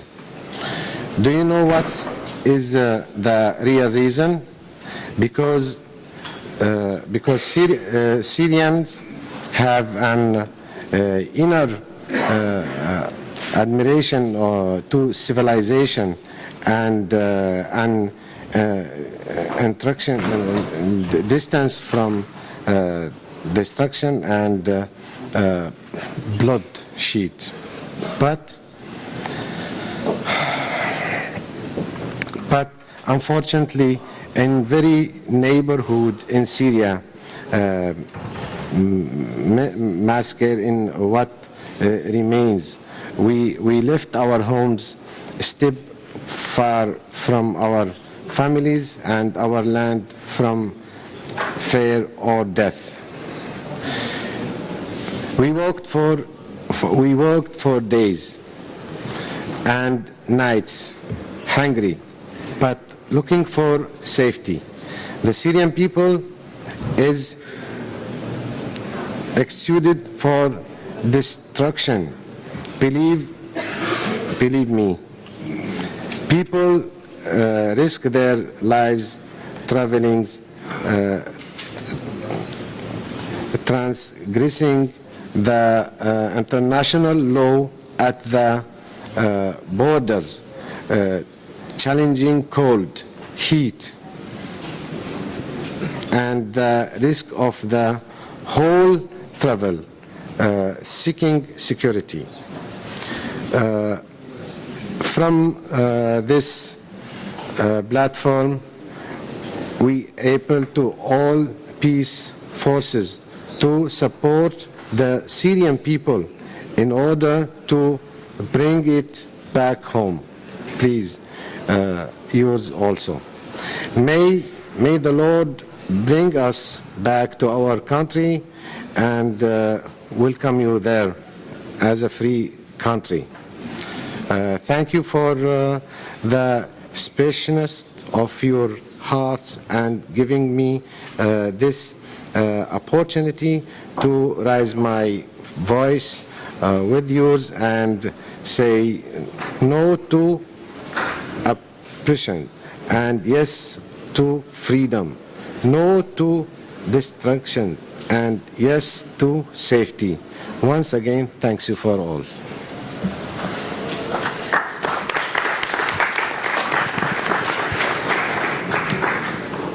Thank you very much, Dr. Shpandi, for your so important remarks. And now I'm going to give the floor to our members to raise questions for 3 minutes each one. 3 minutes, okay? Okay. And first one, it would be Mr. Tilson from Canada. Thank you. I'd like to comment on two opposites, extremism and tolerance. In Canada, we value tolerance and respect diversity. We are a nation of immigrants and have come in successive waves to make our country ever stronger and more prosperous. Canada now has a population of 35 million people. In 2015, we are increasing our immigration target from 261,000 to 285,000, including 13,000 refugees.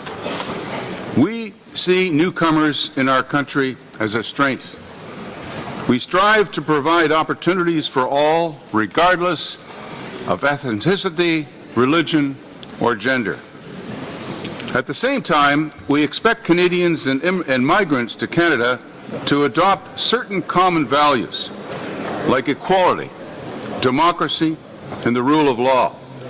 These basic values are being challenged today by violent extremists who seek to impose a harsh and anti-democratic way of life all over the world. They try to scare us with brutal acts of violence. We cannot let them win. In Canada, we are working at many levels to prevent radicalization, particularly of our youth. Our settlement programs promote integration of newcomers. They are designed to build the community resilience necessary to prevent extremism. Our Federal Police Service's National Security Community Outreach Program engages ethnic, cultural, and religious communities in protecting our country. These are only two examples of many initiatives. Many other countries are involved in similar efforts. At the international level, the OSCE also plays an important role in challenging extremism. As you may know, just this month, OSCE state delegations held a brainstorming session to enhance OSCE efforts to promote tolerance, non-discrimination, and dialogue to counter radicalization and extremism. A conference on the topic is to take place this coming May. I hope that these discussions lead to concrete action. We must remain committed to tolerance and to diversity. We cannot let extremists divide us and sow the seeds of intolerance and suspicion in our communities. We cannot allow them to brainwash our young people. Our most cherished democratic principles are at stake. Together, we as parliamentarians must take a leadership role in fighting extremism, intolerance, and discrimination in all its forms. At the same time, we will continue to welcome immigrants to Canada from around the world, immigrants who are committed to our values and who seek the opportunity to contribute their skills and talents. Thank you very much. Thank you. Now I give the floor to Mr. Likachov from Russia.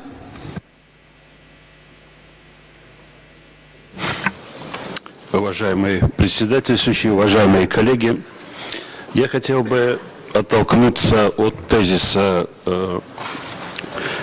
госпожи Сантош и госпожи Миятович, которые, подчеркнув большое значение работы по правозащитному треку, подчеркнули, что мы должны говорить даже о таких вещах, которые сегодня в политическом смысле, может быть, и неприятны, но которые требуют объективного подхода.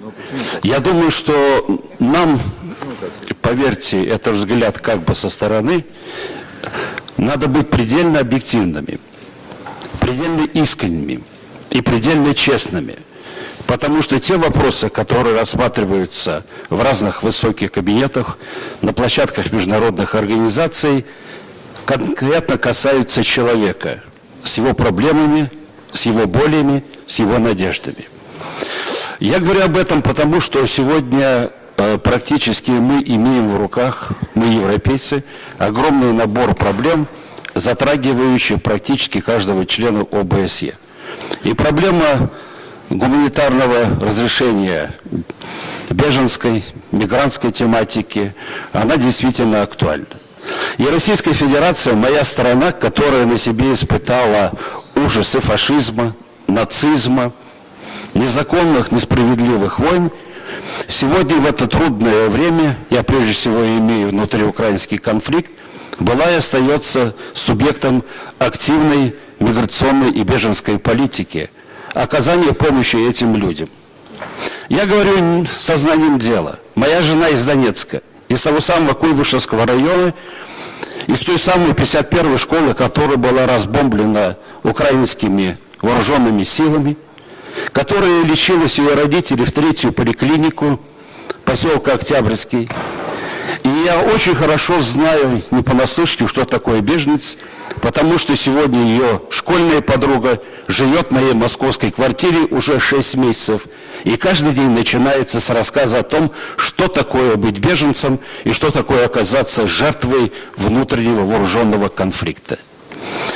Я совершенно согласен с представителем Организации Объединенных Наций Лаурой Томпсон, которая сказала, что сегодня очень много международных документов и соглашений. Да, их много, но они не работают, потому что в стадии их применения многие готовятся и руководствуются разного рода фобиями, обвинениями, несправедливым и неправильным истолкованием фактов. Вот такие факты в этом зале мы буквально несколько минут слышали, когда человек, сидящий сегодня в президиуме, освещал ситуацию в Крыме. Республика Татарстан, которая представляет в Государственной Думе как вице-президент, бывший вице-президент, оказывает, так же как и любой другой регион Российской Федерации, помощи Крыму. Это Крым несправедливо, и она опирается на уважение права народа, крымского народа, в том числе крымско-татарского населения, на право на демократию, на свободу выбора. Чем больше мы будем говорить о правах, чем больше мы будем прилагать усилий к их защите, тем быстрее мы будем жить в обществе европейского, справедливого и демократического дома. Ради этой цели стоит работать. Спасибо. Thank you, Mr. Gegamian from Armenia. Во-первых, я хочу поблагодарить госпожу Сантош за блестящее моральное выступление, которое навело меня на раздумье, с чем я хочу поделиться с вами. К сожалению, все наши беды исходят от того, что политика перестала быть моральной, а зачастую она стала глубоко аморальной. Приведу конкретные примеры. Итак, докладная записка германского посла в Отtomанской империи Вангенгейма рейхсканцлеру Бетман Гольвегу. Содержавшееся положение и то, каким образом осуществляется это перемещение, показывают, что правительство в действительности преследует цель полного уничтожения армянской нации в пределах Турции. Телеграмма посла США Генри Моргентау государственному секретарю США Лансингу. Депортации и эксцессы против мирных армян нарастают, и из душераздирающих сообщений очевидцев явствует, что под предлогом ответных действий против восставших разворачивается кампания уничтожения христианской расы. Выдержки из дневника знаменитого Дэвида Ллойда Джорджа, который в 1916-1922 годах был премьер-министром Великобритании.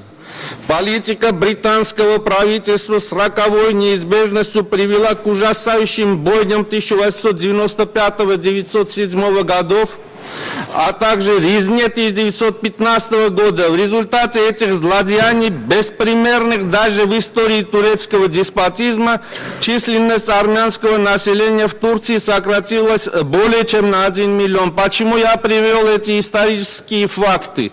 По той простой причине, что аморальность политики продолжается и до сих пор. 24 апреля текущего года 11-миллионное армянство и все люди доброй воли будут отмечать День памяти 1,5 миллиона жертв геноцида армян в Османской империи. Причем в этот же день президент Турции разослал приглашение на празднование победы битвы при Чанакале, хотя в течение 100 лет это празднование, так называемое, этой бойни отмечалось 18 марта. Хочу сказать, что президент Армении в день инаугурации пригласил президента Турции принять участие в этих мемориальных мероприятиях, проявив тем самым исключительную добрую волю. Проявил исключительную добрую волю и политическую доблесть, когда в 2009 году с его санкций были подписаны армяно-турецкие протоколы. И аморальность дошла до того, что когда все люди доброй воли будут вспоминать безвинно убиенных 1,5 миллиона жертв армян, в Турции будут празднества. Вот пока мы не освободимся от этого кощунства и двойных стандартов, везде будет длиться кровь. И эта кровь, к сожалению, и на нашей с вами совести. Спасибо. Thank you, Mr. Gagamian. I would like to say you something. It's very important, your remarks. They are very interesting and they are full of history, but without moral considerations, as you understand. History is very important to construct the future, but I prefer listen you talk about future. Please. Now, I give the floor to Mrs. Kozlova from Russia.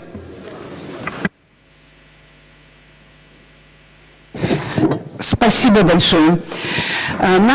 Наша страна на протяжении последних 25 лет является одной из крупнейших в ОБСЕ по приему мигрантов. И в отличие от государств Европейского Совета, которые закрывают границы от беженцев из Ближнего Востока, в отличие от Великобритании, которая вышла из программы поиска лиц, ищущих убежище, и несмотря на десятки миллионов мигрантов, которые давно находятся в России, принимаем беженцев из Украины, их уже более миллиона, оказываем необходимую помощь во всех делах, не только в работе, в учебе, в медицинской помощи и пособиях. И подчеркиваю, что несмотря на свои трудности, мы находим возможность оказания помощи людям, которые в ней нуждаются. А теперь мне хочется освежить память господина Джемилева и напомнить, вероятно, вы забыли, что в феврале были нарушены Женевские договоренности, и в Украине произошел незаконный государственный переворот, с которым большая часть народа не согласилась. Почему-то об этом не говорит никто. И если бы наш президент, опираясь на волю народа Крыма и поддержку парламента России, не принял бы возвращение в семью Крыма, то Крым сейчас лежал бы в руинах, и там бы шла гражданская война. Об этом тоже надо помнить.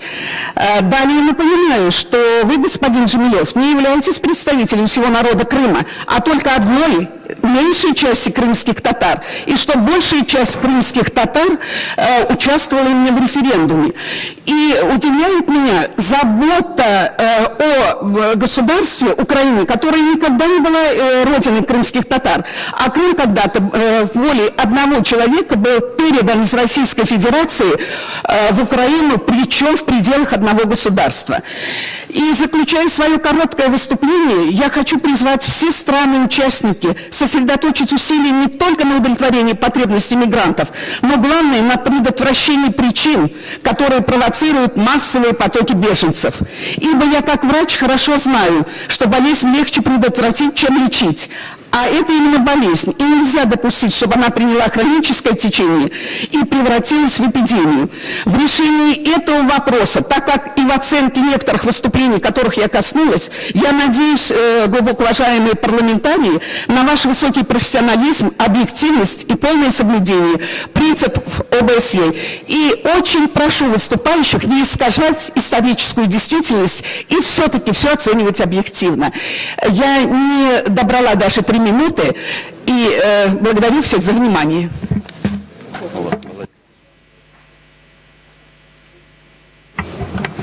Thank you, Mr. Havignac from Canada. Merci, Madame. Chers collègues parlementaires, la région de l'OSCE est devant un défi important. Nombre de nos économies sont en difficulté. Dans ce contexte, nous constatons une montée d'un sentiment anti-immigration, antisémite et anti-musulman dans beaucoup de pays. Même dans un pays aussi tolérant, multiculturel et multiconfessionnel comme le Canada, n'est pas à l'abri d'un tel phénomène de bouc émissaire. Je pense qu'il faut se parler dans le casque, comme on dit chez nous en canadien français, c'est-à-dire sans illusion, à propos de la montée de l'intolérance dans les pays membres de l'OSCE. Je félicite l'OSCE d'avoir créé de nombreux outils pour nous aider à cet égard. Par exemple, le BIDDH a produit un guide pour aider les pays à élaborer des mécanismes de surveillance et améliorer la cueillette de données sur les crimes motivés par la haine. Le Bureau offre aussi une formation et des ressources aux législateurs, aux policiers, aux procureurs, à la société civile et aux enseignants pour lutter contre les crimes de haine, l'intolérance et la discrimination. Il faut les utiliser en plus grand nombre. De plus, il faut s'autodiscipliner. Malheureusement, en politique, nous pratiquons trop souvent une stratégie de diviser pour régner. Il faut se montrer responsable et éviter la politique de l'un contre l'autre. Dernièrement, dans mon pays, les nationalistes québécois ont joué cette carte de division avec leur folie de charte de valeurs québécoise. C'est irresponsable et nous devons s'opposer à un nationalisme intolérant que malheureusement, je constate, prend de plus en plus de force en Europe et dans le monde. Comme parlementaire, il faut arrêter de faire appel aux préjugés religieux, ethniques et linguistiques comme outil d'opportunisme politique et de carriérisme. Comme politiciens, on se doit d'être responsables, des rassembleurs, pas des diviseurs.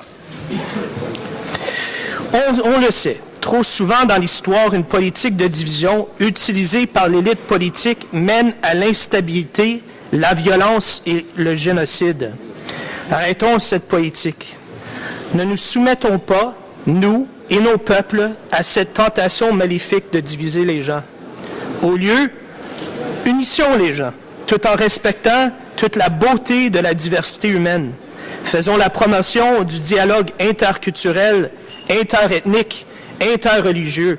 Le respect et la coopération sont à l'ordre aujourd'hui. La promotion de la tolérance et de l'inclusion dans nos sociétés à travers des politiques et des lois de tolérance fournit une alternative claire et importante à la propagande propre au radicalisme, à l'extrémisme et au nationalisme intolérant. Il faut aussi travailler en concert avec la société civile pour que la tolérance et l'inclusion s'insèrent dans les structures économiques de nos pays. Ils doivent devenir nos partenaires en inclusion. Merci, Madame. Thank you. And now I'll give the floor to Mr. Fitis from Cyprus. Where is Mr. Fitis? Thank you, Madam Chair. Dear colleagues, the latest interceptions of smugglers in the Mediterranean have shown that these people have upgraded their capabilities by exploiting larger cargo ships operating in plain disregard of all safety standards. The death toll of migrants who perished in the Mediterranean has surpassed 3,000 last year alone. Only a few days ago, another 300 migrants have possibly lost their lives trying to reach Europe through the Mediterranean. This tragedy underscores the need to ensure safe and legal ways for asylum seekers in Europe. Needless to repeat, that smuggling of migrants is an outright exploitation of despair and amounts to flagrant abuse of core human rights. The protracted Middle East conflict makes it very probable that refugees will remain permanently in their host societies. Their integration must therefore lie at the core of a coherent and effective policy across the OSCE area. We recognize Turkey's considerable efforts to host in Syria refugees. We cannot, however, but point out Turkey's policy of double standards, since the very same country has a completely different stance regarding Cyprus.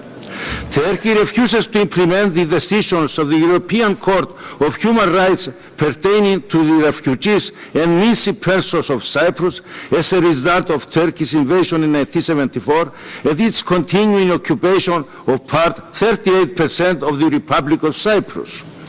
The recent ruling of the European Court of Human Rights, an interim resolution of the Committee of Ministers of the Council of Europe are provocatively being ignored by Turkey. We also deplore Turkey's refusal to apply the readmission agreement signed by the European Union vis-à-vis Cyprus, despite the repeated calls of the highest European Union level. The Turkish invasion was not justified on the basis of being a guarantor country, as a colleague of us told yesterday, of the Cyprus independence, according to pertinent United Nations resolutions and international law. The status of displaced populations remains a central security issue. The OSCE participant states must therefore exploit greater solidarity and collective responsibility so as to reform for their asylum systems and migration policies in a way that better accommodates the needs of people in a humanitarian emergency situation.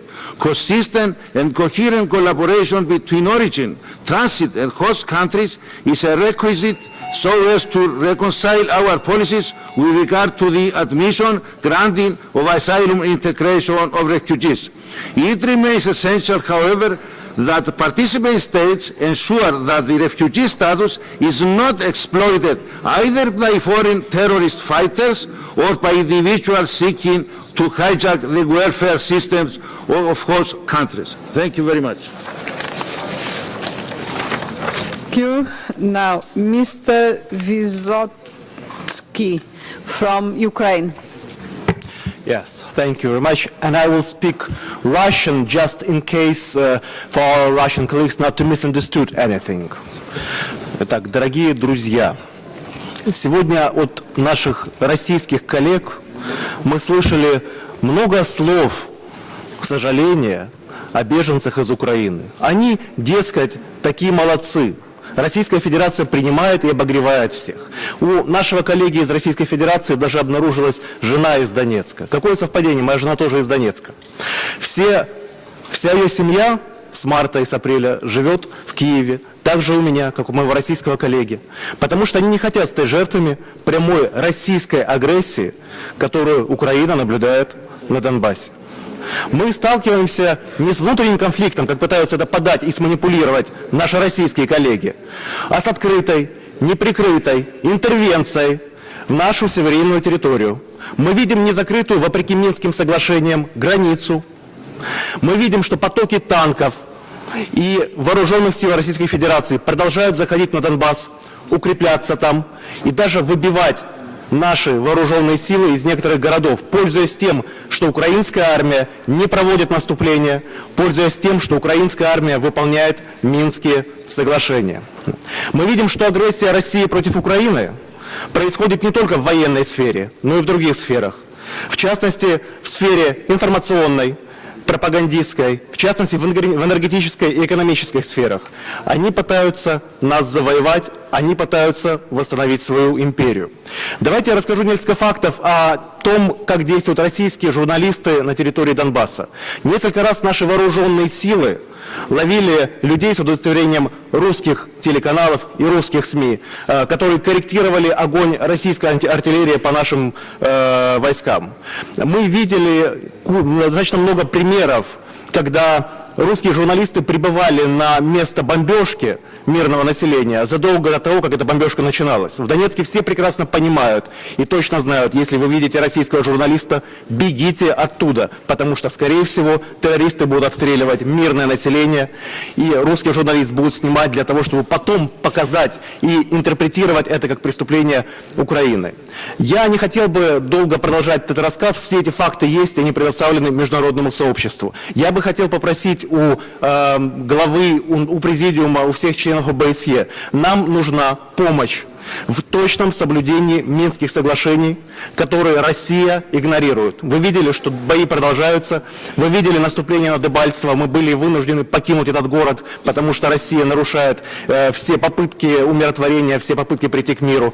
Поэтому мы просим помощи в мониторинге границы, мы просим помощи в международном давлении на Российскую Федерацию. Нам нужно закрыть границу, вывести иностранные войска и приступать к дальнейшему диалогу. Без выведения войск и закрытия границы ничего не будет. Спасибо. Thank you. And now Mrs. Nassar from Romania. Merci, Madame la Présidente. Chers collègues, la Roumanie partage les préoccupations de la communauté internationale en ce qui concerne l'augmentation continue du flux des réfugiés et des migrants. La Roumanie a été l'un des partisans de la réforme du système international des droits de l'homme afin d'améliorer son action. Concernant la libre circulation des personnes, la Roumanie a transposé la législation européenne sur la liberté de circulation des étrangers, les dispositions légales roumaines en la matière étant compatibles avec celles européennes. Quant à l'acceptation par la société, les conclusions de l'enquête du baromètre d'intégration des migrants montrent que les Roumains sont parmi les plus tolérantes nations européennes envers les migrants, en prouvant ainsi une forte ouverture, mais aussi un soutien pour les programmes d'intégration. La tendance est d'accroître la tolérance avec le temps. L'objectif général de la politique d'intégration des étrangers qui ont obtenu une forme de protection en Roumanie est celui de les aider à se prendre en charge et de devenir indépendants par rapport à l'assistance fournie par l'État ou par les organisations non gouvernementales et de participer activement à la vie économique, sociale et culturelle. L'appui essentiel pour l'intégration est assuré par l'entremise de l'accès aux services de santé, l'aide sociale ou l'accès à l'emploi. Le monde contemporain reconnaît les droits sociaux fondamentaux et les traités internationaux comprenant les obligations des États afin de les en assurer l'accès non discriminatoire. L'inclusion des migrants dans le programme public d'assistance est une nouvelle étape vers l'insertion. En ce contexte, notre pays soutient le principe du partage équitable des responsabilités dans le domaine humanitaire. L'inspection générale pour l'immigration, en tant que principale autorité ayant des compétences concernant le domaine de la migration, de l'asile et de l'intégration,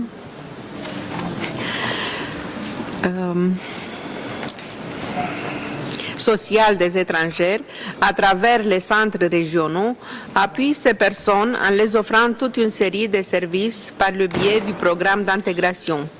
Le sujet de la migration joue un rôle important à l'agenda européenne et internationale, non seulement en raison de la dimension globale du phénomène, plus de 230 millions de migrants, donc 3% de la population mondiale, mais aussi à cause du défi de créer un cadre juridique et institutionnel souple et cohérent. Je vous en remercie pour votre attention. Thank you very much. Now, Mr. Onan from Turkey. Thank you, Madam Chair. I wish to begin by expressing my heartfelt appreciation to Mr. Mustafa Kırımlıoğlu Cemilev, legendary leader of the Crimean Tatar people, for sharing these thoughts and experience with us today. I wish to underline that the unacceptable, illegitimate and illegal de facto situation in Crimea, which Turkey continues to regard as a part of Ukraine, remains a key dimension of the ongoing crisis in and around Ukraine. Since I am the representative of a province neighboring Syria in my country, I would like to devote my intervention to one of the worst humanitarian crises of our times.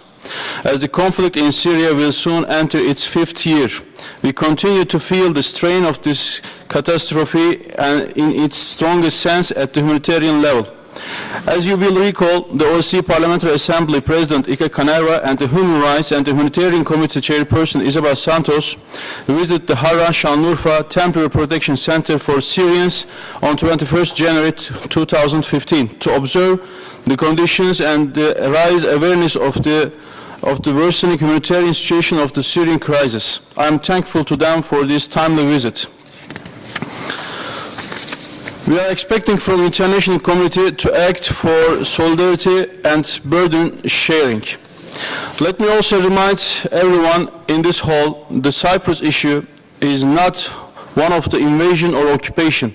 It's rather a matter of renewal of the partnership between two co-owners of the island, the Greek Cypriots and the Turkish Cypriots. I also wish to underline that it was the Greek Cypriot side which rejected the Annan plan in the referenda held in 2004, while the settlement plan was accepted by the Turkish Cypriots.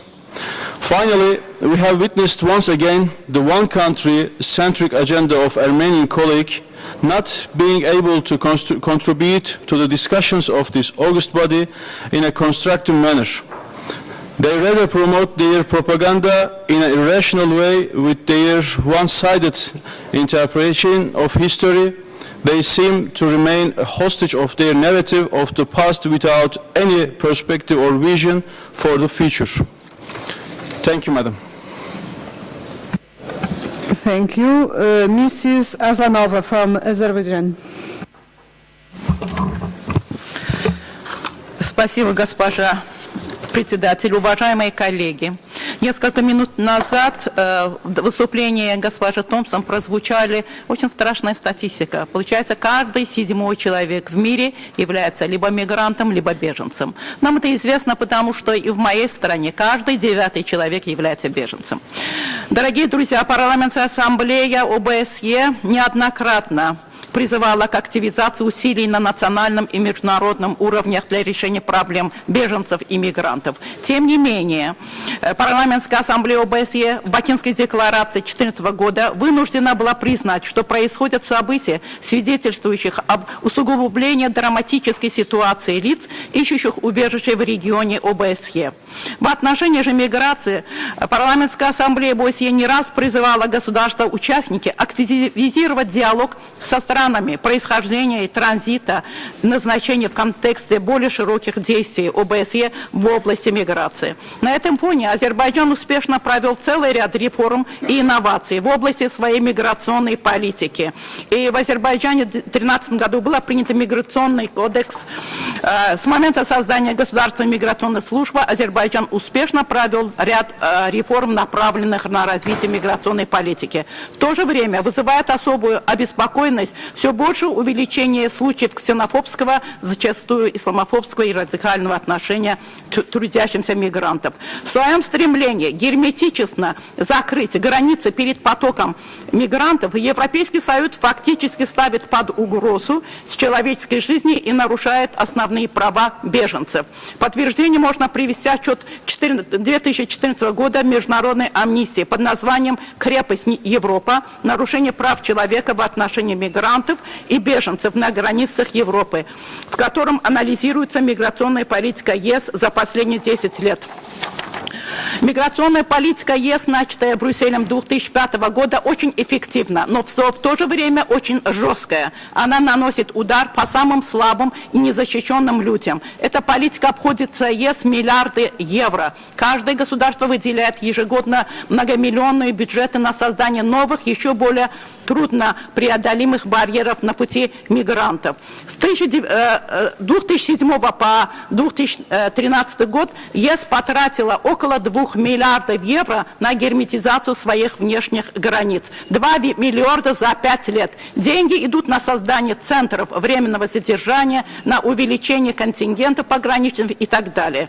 И 338 миллионов евро выделено на период с 2011 по 2020 год для развития спутниковой системы слежения за происходящими на границах Евросоюза. Цифры говорят сами по себе. На этом фоне хочу призвать страны Европы к признанию того, что существует необходимо дать людям возможность доступа к обычной процедуре получения статуса беженцев. И в конце хотела бы обратиться к госпоже Сантуш. Госпожа Сантуш, вам спасибо за то, что вы выступили и сказали о том, что надо помочь странам, которые принимают беженцев. Естественно, надо. Но, может быть, поставим вопрос иначе. Может быть, поможем именно тем странам, откуда эти беженцы. Я выслушала господина Саида Фанди с болью. И пускай он знает, что все парламентарии в парламентском ассамблее ОБСЕ с болью понимают то, что вы переживаете сегодня, что происходит сегодня в Сирии. Мы с вами. И мы сделаем все для того, чтобы помочь вам, поддержать вас и, естественно, видеть сирийский народ счастливыми и свободными. Спасибо за внимание. Thank you, Mrs. Azanova. And now, Mrs. Sederfeld from Sweden. Thank you, Madam Chair, and dear colleagues. I have listened here to the debate, and what's clear for me is that all kind of freedoms do always need to be supported. We can't take anything for sure, either if it's freedom of speech or if the security from migrants or refugees. First of all, it might be the rights for refugees to health care, to school for the children, but it could also be the right to get involved in the new society. I'm thinking about, for example, just to give one example, there are doctors, there are nurses. In worst case, they might have to wait for 5 to 15 years before they can work in their profession. And on the same time, there may be vacancies in their new country. But I do also want to raise another issue. The Russian delegation, they have talked here about the kindness for the refugees from Ukraine. On the other hand, a lot of us have another picture of what's happening. We know that there are separatists in Ukraine.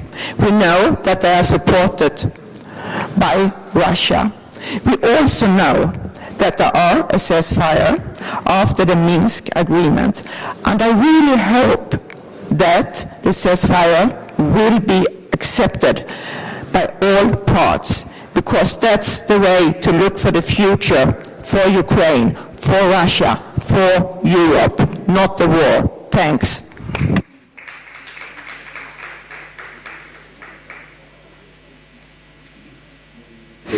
Thank you. Mrs. Eriksson from Norway. Thank you, Mr. Chairperson, and thanks to the speakers for their statements earlier today.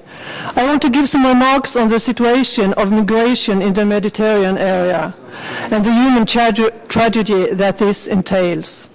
This is a common challenge, not only for the neighboring countries, as Chairperson Santos so clearly said in her speech. It is a challenge for the whole of Europe and all member states of OSCE. It is a challenge because it challenges peace and security. It is right that many countries struggle with internal conflicts and discussions whether they should allow more refugees into their countries or give more humanitarian aid. So also in Norway. These discussions must encourage us to work harder, both with giving more aid and taking bigger responsibility for the situation. We cannot sit quiet and hope for the situation to pass. It will not happen. We have to do more. Follow the ideas of Mr. Santos. Come together to find new political solutions. It is urgent for the stability and peace, and it is urgent for the thousands of persons, children and youth, suffering and dying every day. First, we have to work hard to obtain a common understanding of the challenges and the need for acute actions. Money, medicine, and medical aid. How to help on a longer term is first and foremost a preventional issue.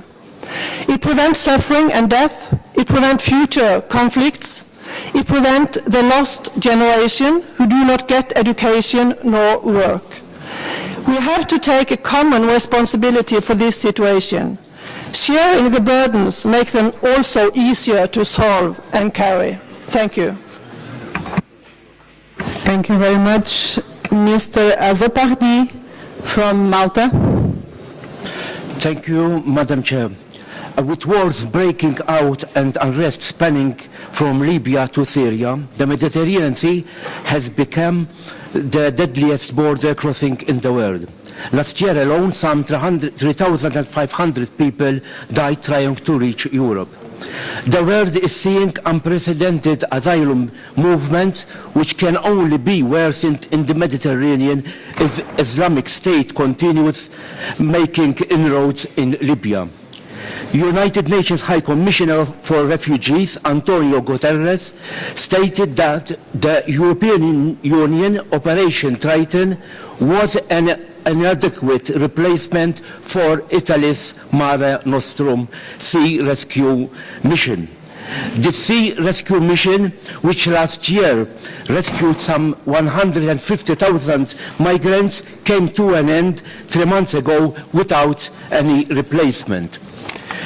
These last days' tragedies also remove the false idea that asylum seekers take on the voyage because they are well aware that their rescue vessels will be waiting for them.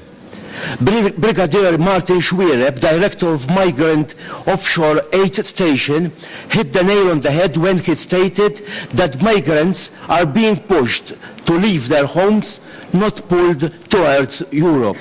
They are getting on boats in rough seas and freezing weather while knowing the rescue mission had stopped. This is their last resort. Recently in Brussels, leaders agreed on the need for tighter controls on the EU's borders. Amongst other, EU leaders called for stricter checks and entering the passport Schengen area. It is justifiable for EU to seek a larger surveillance effort to identify potential terrorists. But we cannot see off borders to those actually freeing terrorism, effectively forcing them to face death. Calls for the need to consider redeployment assets used in anti-piracy missions to support Frontex operation in the Mediterranean cannot be ignored. This could possibly help save lives and boost security in the region. We are already too late. People are fleeing danger by jumping onto unstable boats in rough seas, hoping to reach safety in a risk equivalent to a Russian roulette. I firmly believe that action on an international scale in which Euromed cooperation must play a key part increasingly needs to be taken in a determined and coordinated manner if constructive solutions are to be implemented so that migration flows in the Mediterranean are more effectively managed. Thank you, Madam Chair. Thank you. The Russian delegation have requested the right to reply, and I'm going to give the right to reply for 1 minute and a half. Okay? Искренне благодарю вас и постараюсь только фактами ответить. Международный комитет Красного Креста признал конфликт в Украине конфликтом не международного характера. Не мы, а Международный комитет Красного Креста. Что касается обстрелов гражданского населения, то даже в мониторинговом докладе миссии ОБСЕ отмечено, что они велись с позиций, которые занимали украинские войска. Не нами. о миссии ОБСЕ. Что касается присутствия на Украине танков и российских военных, о которых якобы известно международному сообществу, очевидно, это из серии тех же фактов, как фотографии танковых колонн в период конфликта в Южной Осетии и Абхазии, которые дезинформировали международное сообщество, включая американских конгрессменов. А по Минским договоренностям мы за то, чтобы обе стороны их выполняли. И со своей стороны будем выполнять. Благодарю. Я опять не заняла всего времени. Благодарю вас.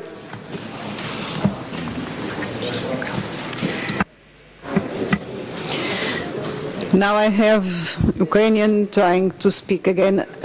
Tomorrow we have a debate, a very comprehensive debate about this issue. I think we can list the old problems to discuss tomorrow and finish this debate, okay? 30 seconds, please. 30 seconds, okay, 30 seconds, no more. I think there is the only fact that there are Russian troops and Russian tanks at the Ukrainian territory, and NATO General Secretary Stoltenberg was very precise, saying that this is the Russia aggression against Ukraine. Besides military aggression, we've seen economic aggression, information propaganda aggression, energy aggression, and we have to stop Russian Federation for the security of the whole European regions. And we have to remind the lessons from the 20th centuries about the whole world wars. And it's important to secure the peace at Ukrainian territory, because the stability in Ukraine, this is the stability of the whole region. Thank you.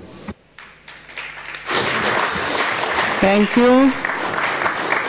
Thank you very much. And now I'm giving the floor to Ambassador Laura Thompson and to Mr. Jemlev to answer to the questions.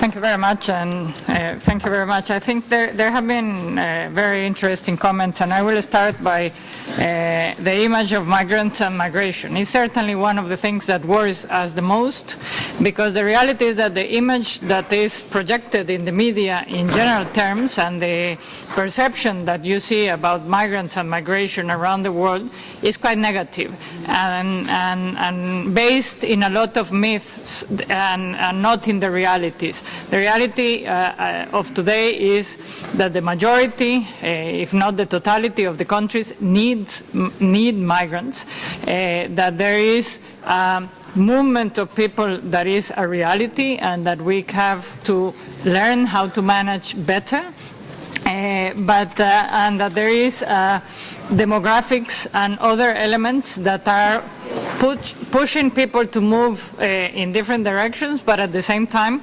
making states to need migrants to fulfill specific economic areas within their countries that are not fulfilled.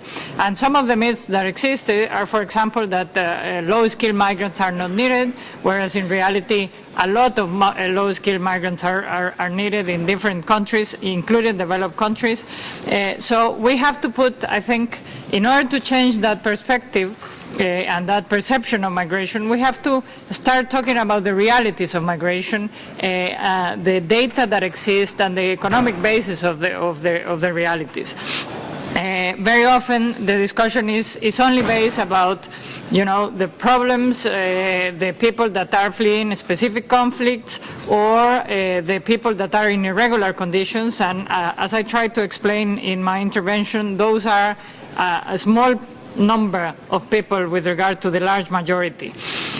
So it is fundamental, I think, in this debate, and I see a very fundamental role for all parliaments in the world to take measures and deal with your constituencies to increase the tolerance, to avoid intolerance, xenophobia, and discrimination of migrants.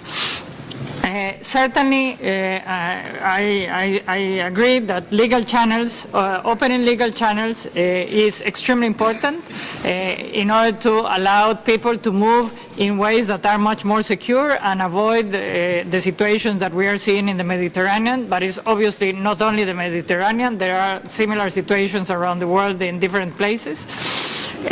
With regard to the refugees, IDPs, and asylum seekers, certainly temporary protection systems that have been created in addition to the system that exists on asylum and refugee system are extremely important. And I have seen, and we have seen in the past, how several countries in the European Union have taken, expanded or taken measures to accept temporary protection status for a lot of people, including a lot of the Syrians that are coming at this point. One major element, I think, is the integration. Several of you talk about integration. The reality is that a migrant that is not well integrated has much bigger vulnerabilities. The human rights of these persons are very often more into question, and certainly the economic and social contribution that that migrant can do is not the most. Whereas a migrant that is well integrated, that is a large amount of the migrants in the world, do a very effective and very important contribution to the economies, and very often have a much better situation with regard to the access to human rights systems. I will conclude by saying two major, I think, comments that were made. Is one is about the effectiveness of the human rights protection systems. I think with regard to migrants and refugees, the issue of the effectiveness of the systems relate a little bit with the effectiveness of the systems in general to protect human rights of everybody. It's true that we have all the necessary laws, and the majority of the countries have the laws that are required. The problem becomes when in the implementation and the ensuring that the protection of the human rights of all these people happens in reality. And I think, again, parliamentarians have a very fundamental role in that. You not only issue the laws, but you have also, I think, the responsibility and the possibility to ensure that these laws are applied and effectively.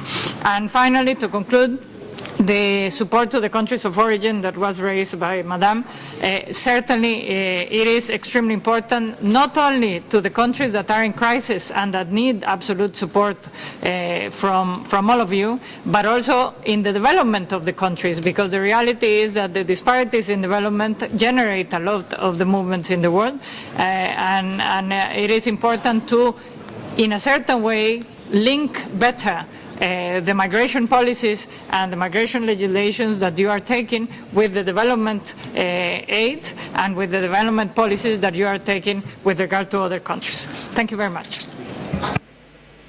Thank you. Mr. Jemilev.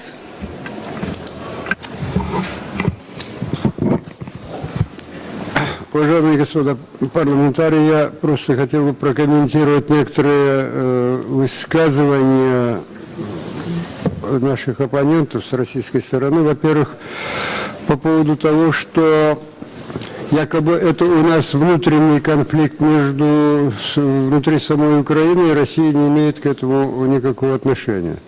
Я не знаю, сколько нужно приводить еще доказательств для того, чтобы отвергнуть вот эту примитивную и наглую ложь. Ведь, собственно говоря, в России уже публикуют имена солдатов, которые погибли. Правда, в очень ограниченном количестве. Причем, приходя к такому тезису, что мы не участвуем, они совершают преступления против своих граждан тоже. Они не выдают тела убитых людей своим родственникам и говорят всем, что они пропали без вести. И вот пропавших без вести около двух десятков тысяч теперь у них. Что касается утверждения о том, что будто бы Крым присоединился, а если бы не были там, не было бы оккупирована Россия, то там было бы какие-то кровавые миссии там превратились бы в руины. Ну, абсурдно это просто ранее не приходилось слышать. Это как же так? Оккупировали, потому что мы, оказывается, должны были разрушить свой Крым. Это значит, с чего это мы вдруг начали бы разрушать Крым, если бы не оккупировали? Вот получается так, если бы украинская сторона действительно не проявила бы сдержанность и во время оккупации не начала бы военные действия против оккупантов на территории Крыма, тогда мы действительно были бы руины, тогда бы действительно было бы очень много смертей. Значительно было бы больше смертей, чем это было как в войне в Чечне, развязанной Российской Федерацией. Теперь по поводу отношения коренного крымско-татарского народа к своей стране, Украине, и отношения к России. Здесь ссылка в основном делается на то, что будто бы был проведен референдум, и подавляющее большинство жителей Крыма проголосовали за присоединение к России.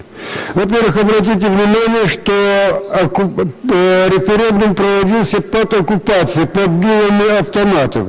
Я вам напомню, что в 1938 году Гитлер после оккупации Австрии тоже проводил референдум об аншлюсе. И 99,7%, оказывается, проголосовали за присоединение Австрии и Германии. Но это не помешало рассматривать на Нюрнбергском процессе вот этот аншлюс Австрии к фашистской Германии как одно из преступлений фашистского режима. Я никак не сомневаюсь, ни в чем не сомневаюсь, что все равно когда-нибудь вот этот аншлюс Крыма Российской Федерации будет рассматриваться как одно из преступлений. Что касается участия, действительно участия людей в этом референдуме. Утверждается, что будто бы 82% приняли участие в референдуме, 95% высказали за присоединение к России. Опять абсолютная ложь, никем не проверенная, потому что международные организации к этому так называемому референдуму не подпускались. А крымские татары полностью бойкотировали. 180 тысяч имеющих право голоса крымских татар в этом референдуме участвовали всего около 900 человек, то есть не более 0,5%. И общее число принявших участие в референдуме, согласно, вы, кстати говоря, обратитесь в свое ФСБ, оно даст секретные данные о том, как происходил там референдум. Там участвовало не 82%, а 34,2% всех жителей Крыма. Thank you. That concludes our special debate today. Before closing our business today, I would just like to bring attention to planned events that might be of interest of committee members.